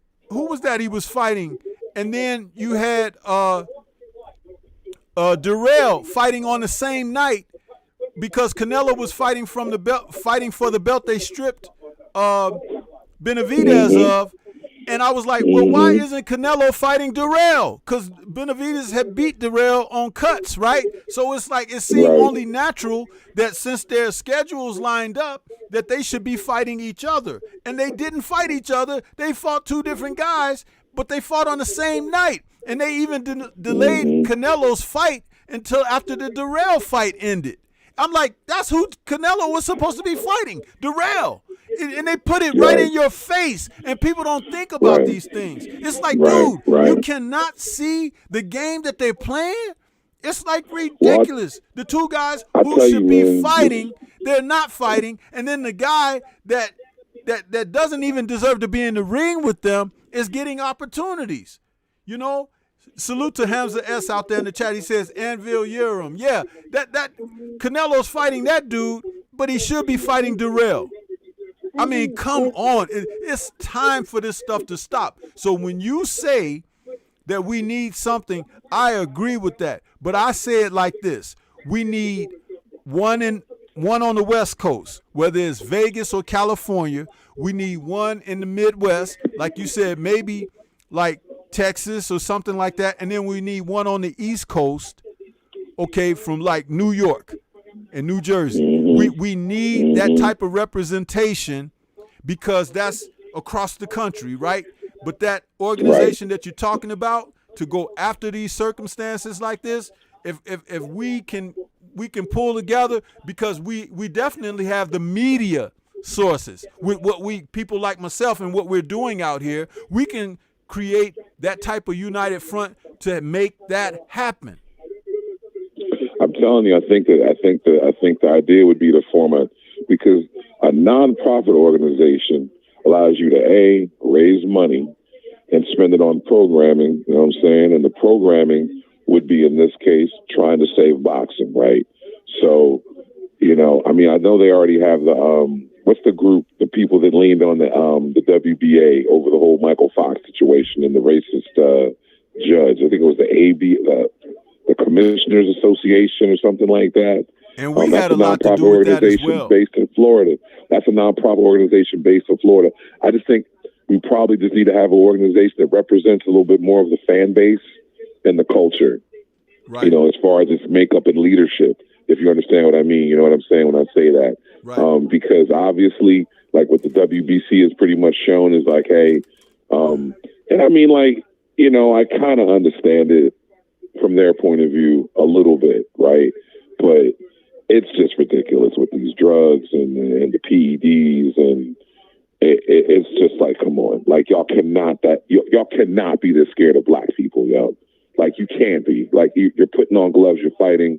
Like, come on, you know, like you really feel like it's almost like the WBC is basically saying like we really feel like Mexican fighters need performance enhancing drugs to compete with African Americans, and like they're sanctioning it through their sanctioning body because my man just like straight up failed a drug test. They're like, yeah, whatever. I've never heard of anything like that before. And I mean, I played in the Arena Football League. We ain't even had no drug testing policy, yo. I've played against cats playing football, bro. I swear to God, Stormy, I've lined up against cats. It looked like they was about to pop out of their damn skin. They were so jacked up, bro. You know what I'm saying? And I mean, it is what it is. But I mean, we're playing football. We're not punching each other upside the head. I just, this weekend was just terrible. And I just, you know, we got Fury, who's obviously not going to fight Deontay Wilder here in a month. The sport is dying slowly, man. It's looking pathetic, man. And I mean, the NFL opening weekend is like, shoot, kickoff's like right now. So like, you know, we're not even on the same page with boxing here. Like it's like we got real sports, and then boxing's kind of just falling further and further back. It's just terrible. Yeah, it is. It is, man. I can't. And I mean, but nothing. What do you think is the like?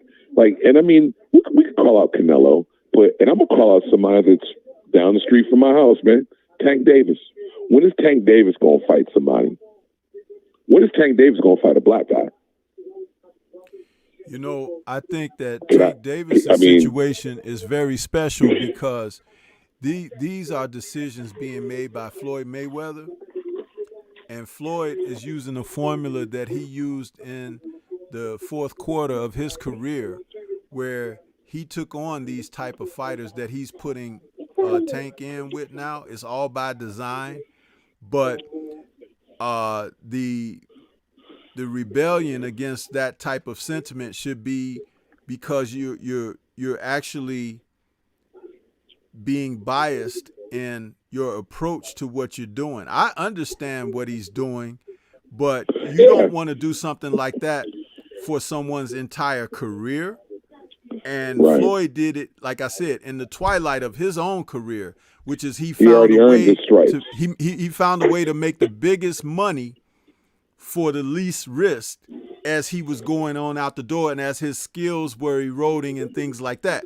But Tank is a young fighter who we don't even know what the possibilities are with him because he has a very high ceiling, but Floyd is not, he's not thinking of it in that way. He's thinking of this like an investment in real estate or something. That's what he's using Tank as. Yeah. And if Tank gets to a point in his career where he wants more for himself, he's going to have to wait for one of those contracts with Floyd team to expire and move on or break the contract. But this is going to be what they do for his entire career. That's what they're doing. This is what I'm concerned with him, Stormy. This is what concerns me about Tank is because I feel like, especially, and you know this as a coach yourself, man, when you're between the ages of like 17 to like 25, those are your prime athletic trait acquiring years.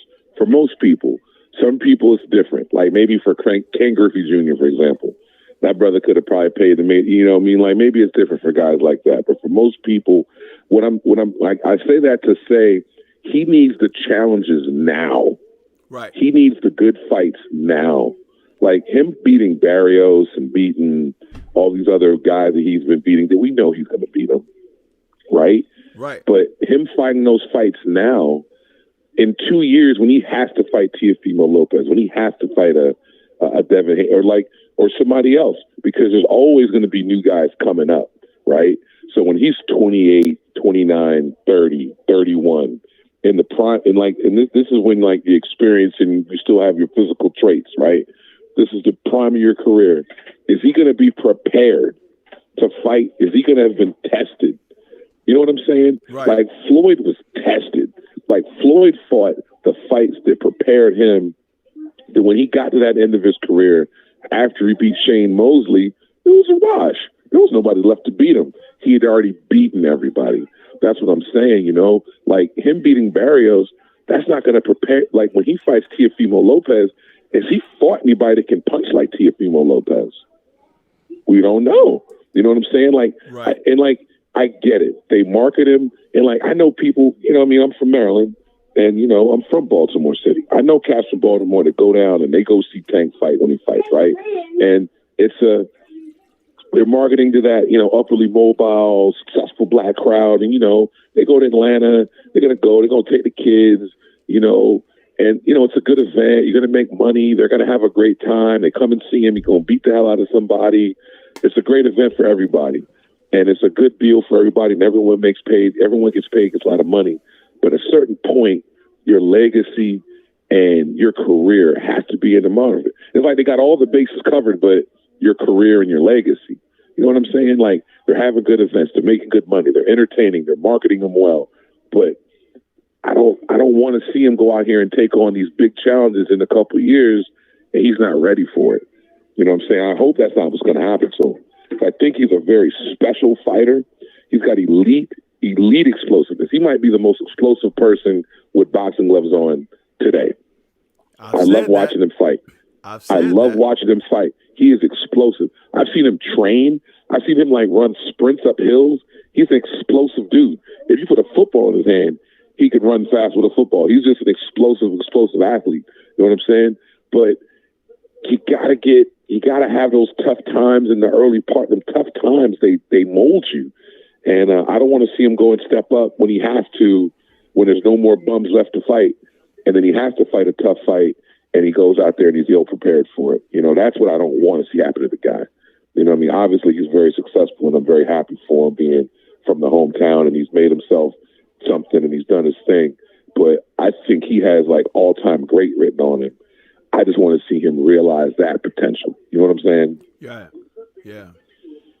I'm with you on that. You know, I did a video on Tank Davis right after his Barrios fight, and it was a very high trending video, but it's like I spoke about what I think of Tank and, you know, how I recognize how they're moving him and everything.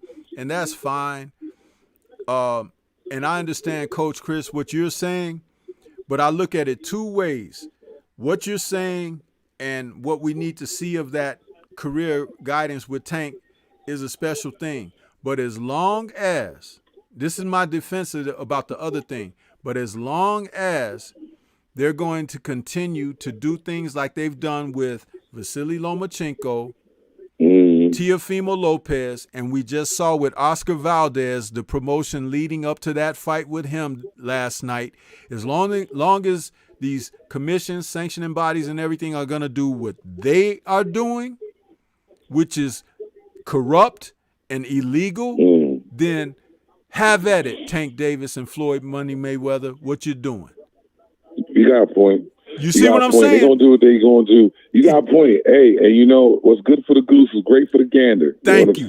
Thank you. And so as long as that's going to be where the field is leveled, then that's how we're going to play the game. So right. I'm not going to be overly critical of the Mayweather camp and everything because what he's doing is working. It is. But he's very well marketed. But if they're going to do what they're doing with the corruption, letting these cheats have at it, letting these commissions and sanctioning bodies make up stuff as they go along, then you know what? Keep on doing that because history is still on our side. History shows that we're the best at what we do, and it can't be topped, can't be stopped, and you got to deal with that reality. You got to put performance illegal substances in your body to even compete Yeah. You got to have someone make provisions for you to be able to be a champion. They got to make certain belts for you and create avenues to escape and franchise labels and all of this, because under any other auspice, you cannot compete. It's pretty sad, bro. Hey, I'm going to let you go. I just want to ask you one question. I'm going to hang up, man. Yes, sir. What do you think? Do you think Fury is, it's actually a two-part question. A, do you think Fury is actually training and plans to show up to this fight? And B, if he is training and actually does show up for this fight, what do you think his game plan for success is going to be? And I'm going to hang up, man. Thanks for having me on your show. And I'm going to listen in, man. Appreciate you, Stormy. All right. Thank you, Coach Chris. And please feel free to call in anytime, bro.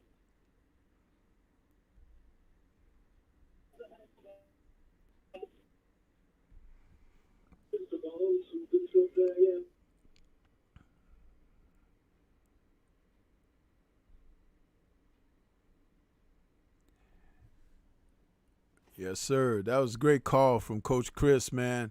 I think Fury has no intention of fighting Deontay Wilder in a third fight.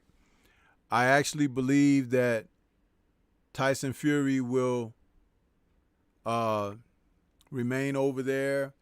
If he's on something, he'll be on it or whatever, and the idea would be for him to possibly pop dirty. And then, of course, the fight will be canceled because he popped dirty. But I don't think that he's really training. I don't really believe that. He doesn't have any license to box in the UK, so that's taken off of the table right there. Being here in the U.S., which he said this was his new home, right? He got away from structure. He got away from, the testing committees and all of that. So he put himself in a position to be the guy that that's kind of Teflon. Nothing is gonna stick to him. But I don't think that Fury has any intention of going through with the third fight. Is he training? I doubt it. I really seriously doubt it. Who over there can prepare him for Deontay Wilder? Think about it. Has he flown in any sparring partners from the U.S.? I don't think he's done that either, because the guys who he had when he was in the U.S., they were whooping up on him. The jury is out on what's happening with Fury, but if he does show up, I think he's showing up to pop dirty. I really do. That's going to be his out. Oh, I didn't know I took some, whatever. It's like just like what you saw with this guy, Valdez. It's going to be similar. But word around town is that the sentiment is Deontay Wilder is going to get this guy, okay, in the third fight. And even Anthony Joshua was interviewed recently, and he was asked about, the outcome of Fury and Wilder and who might he be looking forward to facing in the aftermath. And AJ's response to that question was quite interesting, because as he spoke about him, he was like, well, you got this trilogy fight and everything. He was like, but, of course I would love to fight, Fury. But he was like, but the winner, we'll see what happens. In other words, he was already designating Deontay as the winner, but without saying his name. But he said he didn't mind fighting Fury, but he didn't say he wanted to fight Wilder. And the thing is, this is what he has kept going with the entire time since he first originally made the slip up and said, I want to face Wilder. What do you guys think? Bring on Wilder. And then Wilder responded right away. He wasn't really expecting that back then, and he's been running ever since. So what we're seeing is even the sentiments of the boxing public and professionals behind the scenes, they really think that Fury is going to be in trouble. And he is. rightfully so, because all he managed to do after the second fight is wake up a sleeping giant. And that sleeping giant now is looking for his dinner. He's hungry. And there's fire in that belly that needs to be fed. And Fury is the steak. You understand? And you can run, but you can't hide. So those are my thoughts on that. And I think that definitely very soon you're going to find out that he ain't ready. He never was, but he just caught the man sleeping at a time when he shouldn't have been sleeping. But, you know, what matters now is today, not yesterday. And I don't think that Fury is prepared. So that's where we are with that. And salute to my man, Coach Chris. Wonderful phone call. Appreciate that, man. See what we got. We got Anton Reed out there in the chat. He says, salute Stormy in chat. Salute to you. G5 Gabe was out there. He says, salute Sensei. Salute to you. Big Dose says, I'm a boxing fan first and a fan of certain boxers last, except for Wilder. I'm just a fan of his period, but that's just me. Hamza says, Big Dose, I'd love that fight. I was just saying that I could see why he would be hesitant to take a fight in this stage of his career, especially when the hopes in his own division been ducking him. Yeah, you guys are having great conversation there on your own. I appreciate if everybody smashed that like button. I know we have a few people that came in and a few people that did not hit that like button. So if you could do that for me, please, it would be much appreciated. It helps tweak the algorithms for the show and keep us up in the selective process when you go to YouTube and you say what's happening right now, what's going on. And Stormybman will be right there with the Answering the Bell call-in show on the list when you go there. So hit that like button for Stormy, please. Appreciate it, man. Salute to my brother Curtis Anderson out there. He says salute 100. Salute to you, Kurt. Appreciate you, bro. And then we got also Artman Boxing, who just jumped out there. Appreciate you, Artman. And now that you wrote something in the chat where I could catch it right away, I hooked you up, Artman. Appreciate you. If you guys haven't seen Artman's artwork, go over there and check that brother out. He's got some great stuff going on over there. And he does some nice interviews, too, with some of the personalities of the sport. So, as I said many times, we all are out here. We're doing different things, and it's definitely paying off that we have become a unit out here, okay? A lot of things to be respected about what's happening out here with us, as they like to call us, YouTubers. Yes, sir. Yes, sir. So, but yeah, man, we got about 10 minutes left if somebody want to call in and make a final call for the day. Otherwise, we can rock out just talking about these events, everything that's transpired. So, let's see here. Yeah. Who we got here? What we got?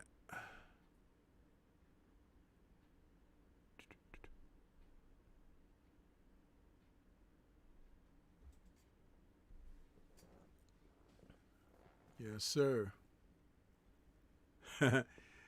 Salute to Candy Slim out there. Candy Slim 501 in that super chat. He says, switching subjects real quick. In your opinion, how much credit should we be given? How much credit should we give to having names on a resume as opposed to dominant wins? Bud in mind. Listen, man. For someone like Bud Crawford, who's come up from smaller weight classes to have arrived on the scene and tapped out where I think he's going to max out at welterweight, the only thing that you can acknowledge is he beat who was there as he trekked through that process. Now, those are men who would be champions if it were not for he interrupting their plans. So now that he's at welterweight, how about one of these welterweight lifers, meaning those who have competed at welterweight their entire career, go ahead and give him an opportunity and see if they can match their wares against Heat. Now, there have been some other fighters who have come up from lower weights like AB, and maxed out at welterweight. A fight between AB and Bud would be good. It's like, but listen, I am not going to tear apart anything that man has accomplished because he did it on a way of going up and moving up in weight classes. If he were able to fight the best at the weight where they are now and defeat them, what would you have to say? You know what I mean? That speaks for itself, the accomplishments. You got guys who been at welterweight their entire career, and they've had some losses, and they've had some victories. But what will max them out at welterweight? To beat the best of the best at welterweight? That's the thing. That's how you have to look at it. And that's how I see that. You know what I mean? So, but thank you, Candy Slim 501, and salute to you. Appreciate your super chat and donation to the show and the channel, man. Thank you. Hamza S is saying, Stormy B, man, what's your opinion on John David Jackson? Don't you feel he's at least partly culpable in Holyfield embarrassing himself and putting his health in jeopardy? Not necessarily, because Holyfield may have gone to him and say, hey, I want to fight. Would you, be my corner man for the fight? It's not like John David Jackson was going to teach Evander Holyfield anything, because they are contemporaries, believe it or not. John David Jackson fought during Holyfield's era of fighting, and he was a world champion as well. So it's like, you have to have somebody in your corner. So John David Jackson, he can't tell Holyfield, don't take this fight. And he's not going to tell Holyfield, I ain't going to take the payday. You understand? We don't know what their agreement was, but at the same time, that's professionalism between those two people. Now, Holyfield fought on his own accord, but hey, man, he didn't have to. He didn't have to. So, yeah. So while you guys are out there subbing to each other's channels and everything, hit my like button for me, okay? Because I haven't seen my likes change.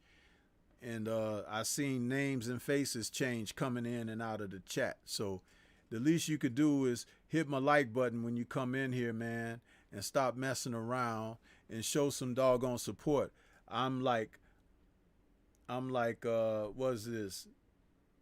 Almost 20 away from 100. Can we get Stormy B, man, in this last 7 minutes or so? Can we get him to 100 likes? That ain't a lot. You know what I mean? Because it's at least that many of you out there that didn't hit the like button. I know, because you guys are listening and you guys are out there, the ones peeking through the blinds in the bushes, that you didn't write in the chat, but you out there watching the show, man. And what's up with you other channels out there? Name channels that be sitting out there watching Stormy B, man, but you don't want to write in the chat because you don't want people to know that you watch Stormy B, man's content. Stormy B, man's content ain't bad. It's good for you out there, just like some good juice for your body. And I ain't talking about that dope juice, the banned substance juice like amphetamine and stuff like that some of these professional fighters like to take and fail the drug test for a fight, and the sanctioned bodies still let them go out there and compete, even doped up with all kind of PEDs in their systems, and they get touched up in the match and they still get a victory on a scorecard. Huh? Yeah. Smash my like button. That's all I'm asking of you, man.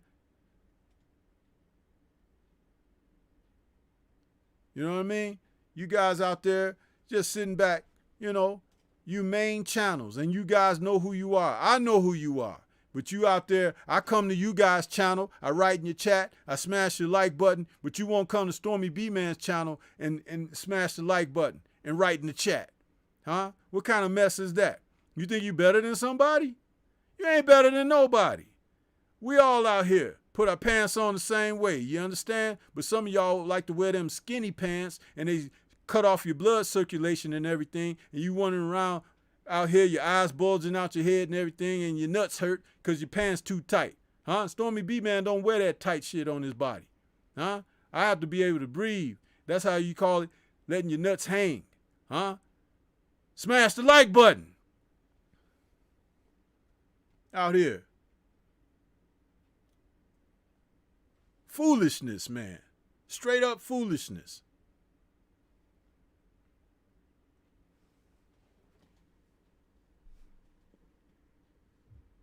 Man, you guys are, I'm gonna hold my likes.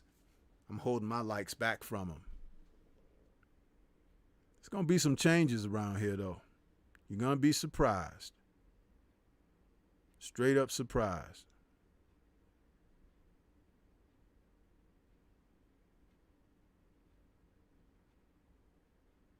They ain't gotta beg you guys for your likes. They ain't gotta.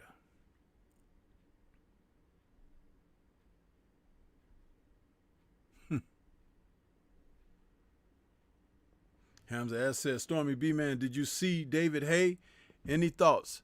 I believe he took it easy on his former pupil and personal friend. No, I didn't watch David Hay. I didn't watch any of those fights over this weekend because Stormy B-Man had an attitude and he was boycotting. I'm boycotting Valdez and I boycotted Holyfield because Holyfield didn't deserve to be in that ring. Somebody else should have been fighting. Okay? Holyfield should have been somewhere with his son getting him prepped for his next bout or whatever. You know what I mean? That's right, Hamza S. Ronald Haskins. That's right. He said, say that shit. They want to be the man, but don't understand that being a man is supporting another man. There you go. That was very well articulated, Ronald Haskins. I appreciate you, bro. That's exactly what I'm saying. Huh? Be sitting out there, peeping back. Don't want to let people know. Well, I'm not going to write in his chat because I don't want people to know that I'm watching Stormy B-Man channel. But I know who you are. I've seen you. Huh? I seen you pick up some stuff from Stormy B-Man and it wasn't happening before you saw Stormy B-Man. But that's okay. I see it and I'm going to say it. Huh? Listen, everything I'm doing, I don't have no problem giving people credit. I don't have no problem giving people an acknowledgement. But some of you are sick. Sick individuals. Huh? You like leeches. Huh? Sucking on somebody else's blood.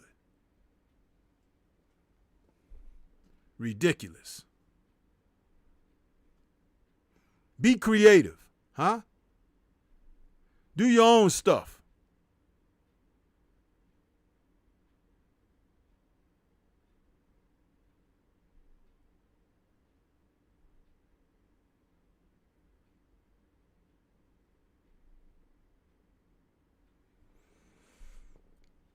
Hamza says, Stormy, do you remember Holyfield versus Dwight Muhammad Qawi? I'll be watching that fight from time to time. Personal classic to me. Yeah, both 1 and 2. Very good fights, man. Evander, in his 12th professional fight, fought Dwight Muhammad Qawi, who was also known as Dwight Braxton, and the man was a tremendous fighter, Qawi was. He and Holyfield, they fought a classic, man. One of the last of the 15-rounders, too. Great fight. Holyfield took him out in 4 rounds in a rematch. 4 rounds. He went from 15 to 4. Huh? That was a short order for Mr. Qawi. Yes, sir. Great stuff, man. Great stuff. Where we at here? I'm going to get ready.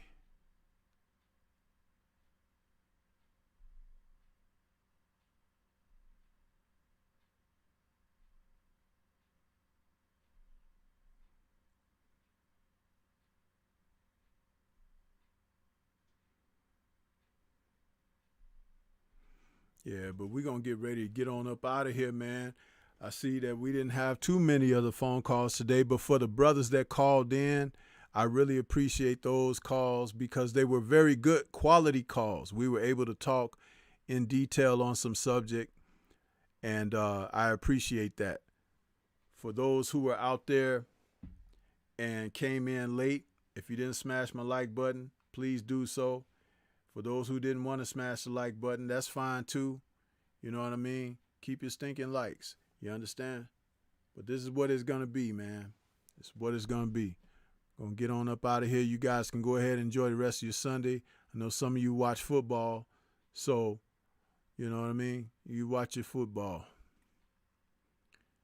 What we got here? There's something else. Oh, boy. Yes, sir.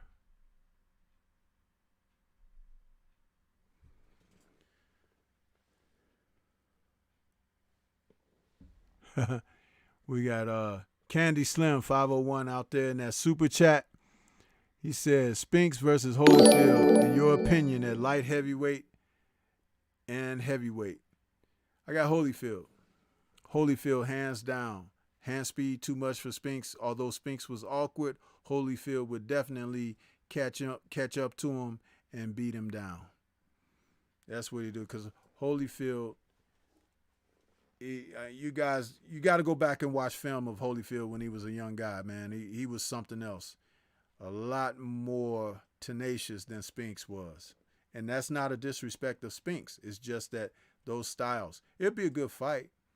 But what's the even better fight is Spinks against Matthew Saad Muhammad. How about that? Yes, sir. Or Holyfield and Matthew Saad Muhammad at light heavyweight. Whoa.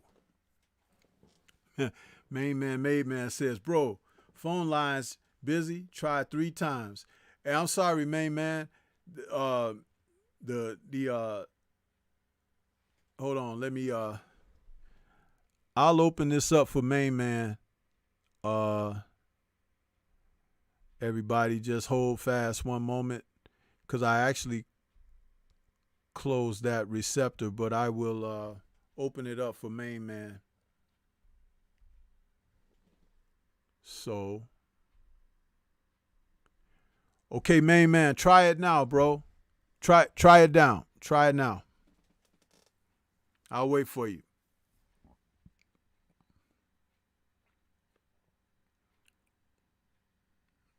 We'll let Mademan get his call in.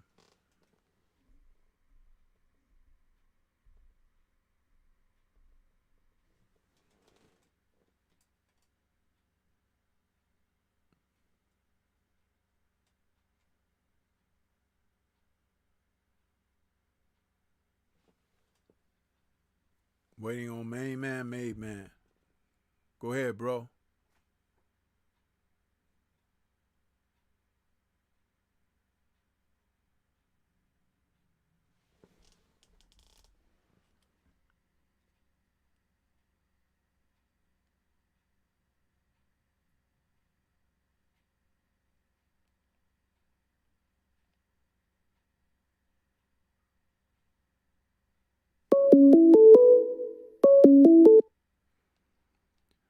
Hey, man, go ahead and try it, bro. The line is open.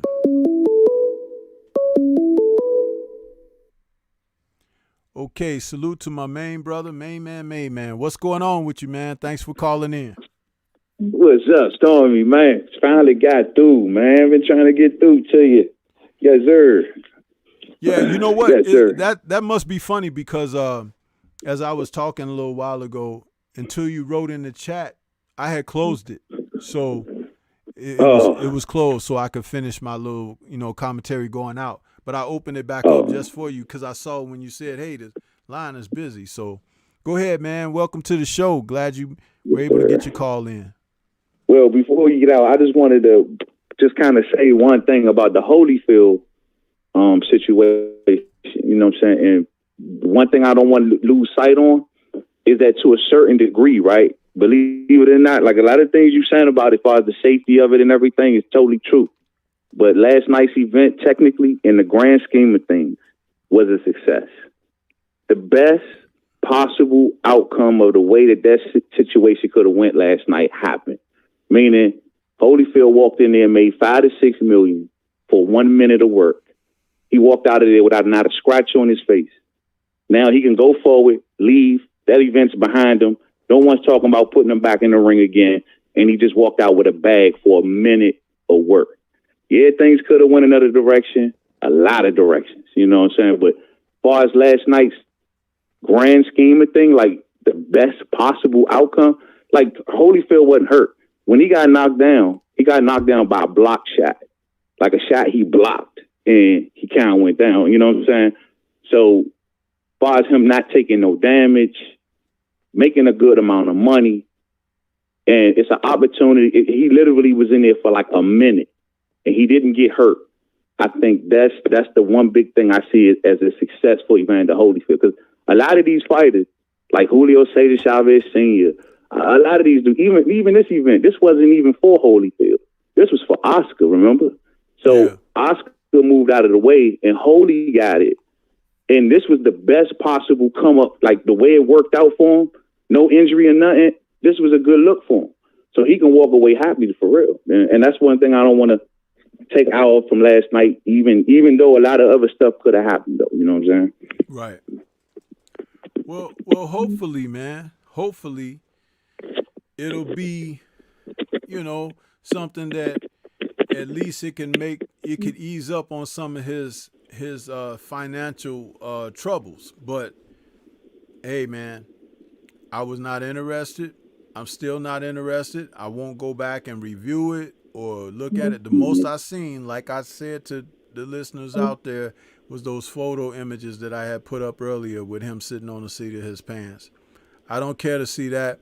I rather remember him, in the glory days of what he accomplished in the most positive and successful manners. I felt Holyfield was through ever since after he beat Michael Moore for his revenge rematch with him. And all those other guys, Larry Donald, Chris Bird, John Ruiz, all them guys that he lost to and stuff, is like James Toney, that was not the Evander who had, warred with Bo and stuff like that. Even the Evander that faced Lennox Lewis was not the Evander who faced Riddick Bowe. So it's, and that's fine. But I'm good with what he accomplished prior to showing up in the ring last night. But I had no interest whatsoever in seeing that. Well, we got to remember that Evander Holyfield from the Riddick Bowe time and all of that. That guy is not this guy. That guy was rich. That guy was filthy rich in his prime and had a lot of opportunity and potential in front of him. This guy ain't that guy. This is a 58-year-old that's trying to stay out from being a greeter at a casino. And when you look at when you look at that story, and like I say, for the best possible outcome last night, regardless of what he did with his money, that's not here nor there. I can't condemn him. That's every fighter. I could tell that story 200 million times from boxing. The same exact story that Holyfield is. So if he's a fighter, my thing is, the whole, like how it went last night, bro, it was actually a come up. Remember, they tried to put him to the side because originally he was supposed to fight Tyson. They ain't even do the Tyson thing. They moved that out the way. He got put to the shelf. It wasn't no telling if they was even going to get Holyfield another shot. And then when Oscar backed out, that was his only shot. And he went in there for a minute of work, got knocked down. Those pictures that you see, it's more dramatic than really how it really happened. He's a fighter, man. He ain't get hurt. This dude, Belfort, is not a fighter. This dude ain't Daniel Dubois. This ain't Jared Anderson. This dude is a past his prime former UFC fighter. They say his professional record, it was 1-0. I mean, for Holyfield to walk out of there, like I said last night, with now anywhere from after everything is all said and done, $2-3 million in his pocket for a minute of work, man, that's a lick, bro. You know what I'm saying? That's how I see it. And I just think that if a lot of these other older fighters, think about it. Like I said, well, Julio Cesar Chavez Sr. has been doing this for a couple fights. No one's even questioned it. He's been putting his other, Mexican brothers on, Eric Morales and all of those guys, Luca Barrera and all. They all putting fights together down in Mexico, but no one questions it because they know what they're doing. They looking out for each other type, getting each other paid in their old age. And last night event, that's why I say that's the grandest thing. It's going to continue to happen to a certain degree if you use a certain level of safety. It's like what you say, okay, it's not boxing. What I mean is not boxing. It's like you got wrestling, right? You got amateur wrestling, those dudes who actually wrestle, right, with the little headgear on and all that. And then you got the WWF. They both call wrestling, but it ain't really real. One is real wrestling and one is fake. You know what I'm saying? It's like that. It's like with this, it's like a senior league. It's like if you play football, like they had a senior league. If they started something like that and actually did it properly with headgear and proper gloves and everything, that's what these guys want. That's what they are. And I think to regulate it would be to say throw it away, because that's when you throw the safety aspect out of it. Like, we don't want to see. They're going to do it anyway. You might as well just do it and do it properly so they can protect themselves. You know what I'm saying? And at least earn a living in some cases, so they ain't got to, like I say, we agreed at a casino, like Joe Louis ended up being. You know what I mean? Couldn't even pay for his own funeral in the end, and that was a sad sight. You know what I'm saying? And I don't want to see that happen for guys like Holyfield. Okay. Holyfield is almost 60 years old. He's got a young son that's boxing professionally, and he should avert his attention to his son and what's going on with him. Whatever he's done to squander his money in his life and things like that, those were decisions made by Evander Holyfield. And that's not judgment. That's just clear fact. And if I'm in a situation where I need $1 or something like that, and I did not handle my affairs responsibly, I would be at that mercy of consideration myself. If something was wrongfully taken from me or a criminal act or something, and then I needed assistance, that's totally different. But when you have things in excess and abundance, and then it is no longer that way due to your own negligence, there is a reason why there's this thing called lessons in life. Lessons of what not to do or how to do, and lessons of what to do, and things in between that make the difference. This is not being said with critical eye. This is being said with life experience. And as a mentor, you're supposed to be able to put people on a path toward being successful and being self-preservation, rather than to put someone in a situation of being in the mindset that you get away and get a claim or you snatch a bag or something like that. Listen, there's all types of pitfalls for us all out here. There are. But there's a reason why it was always stated that it takes a village to raise a child. Because when you look at the village overall, there are people within that village who have lifestyles and life experiences that your immediate nest egg may not have. But through counsel, through shared experience and mentoring, they can help cultivate your development and put you in greater place and in class. But we don't have a lot of that nowadays because everybody think they know every damn thing. Everybody think that they don't need no help and all of this and all of that.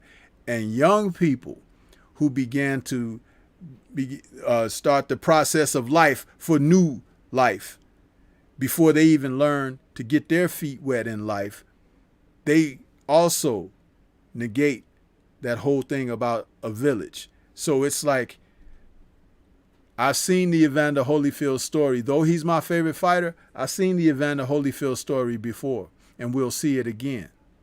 The Riddick Bowe story, not dissimilar. Okay, listen. It comes a time when you get humbled. It happens. It happens to the least of us. It happens to the greatest of us. But when do we learn our lesson? When do we take things to heart and say, okay, I got a spanking, and now I need to straighten up? Accountability is everything. But those are my thoughts, and I'm not going to say much more about it. I'm glad Evander Holyfield is okay, I guess, and that's that. For sure. Yeah, Yeah, that's pretty much all I had. You know what I'm saying? Just wanted to just kind of bring that to, like I said, last night's best was the best possible outcome that could have happened for him last night, as far as from a safety, everything. You know what I'm saying? Walking away with some money, you know, the whole 9 y'all. It worked out in the plus for him, and he's gonna be all right. I'm listening to his post-fight interviews and stuff. He complaining that the ref stopped it too early. You know what I mean? So for him to be up at that point, he don't have a cut on his face, don't got a mark on his face. Hey, come up, bro. But that's all I got, brother. And you stay up, man. I'll catch up with you on the next one, okay? All right, man. Thanks for calling, man. Appreciate you calling in. Call back anytime. For sure, for sure. All right. Peace.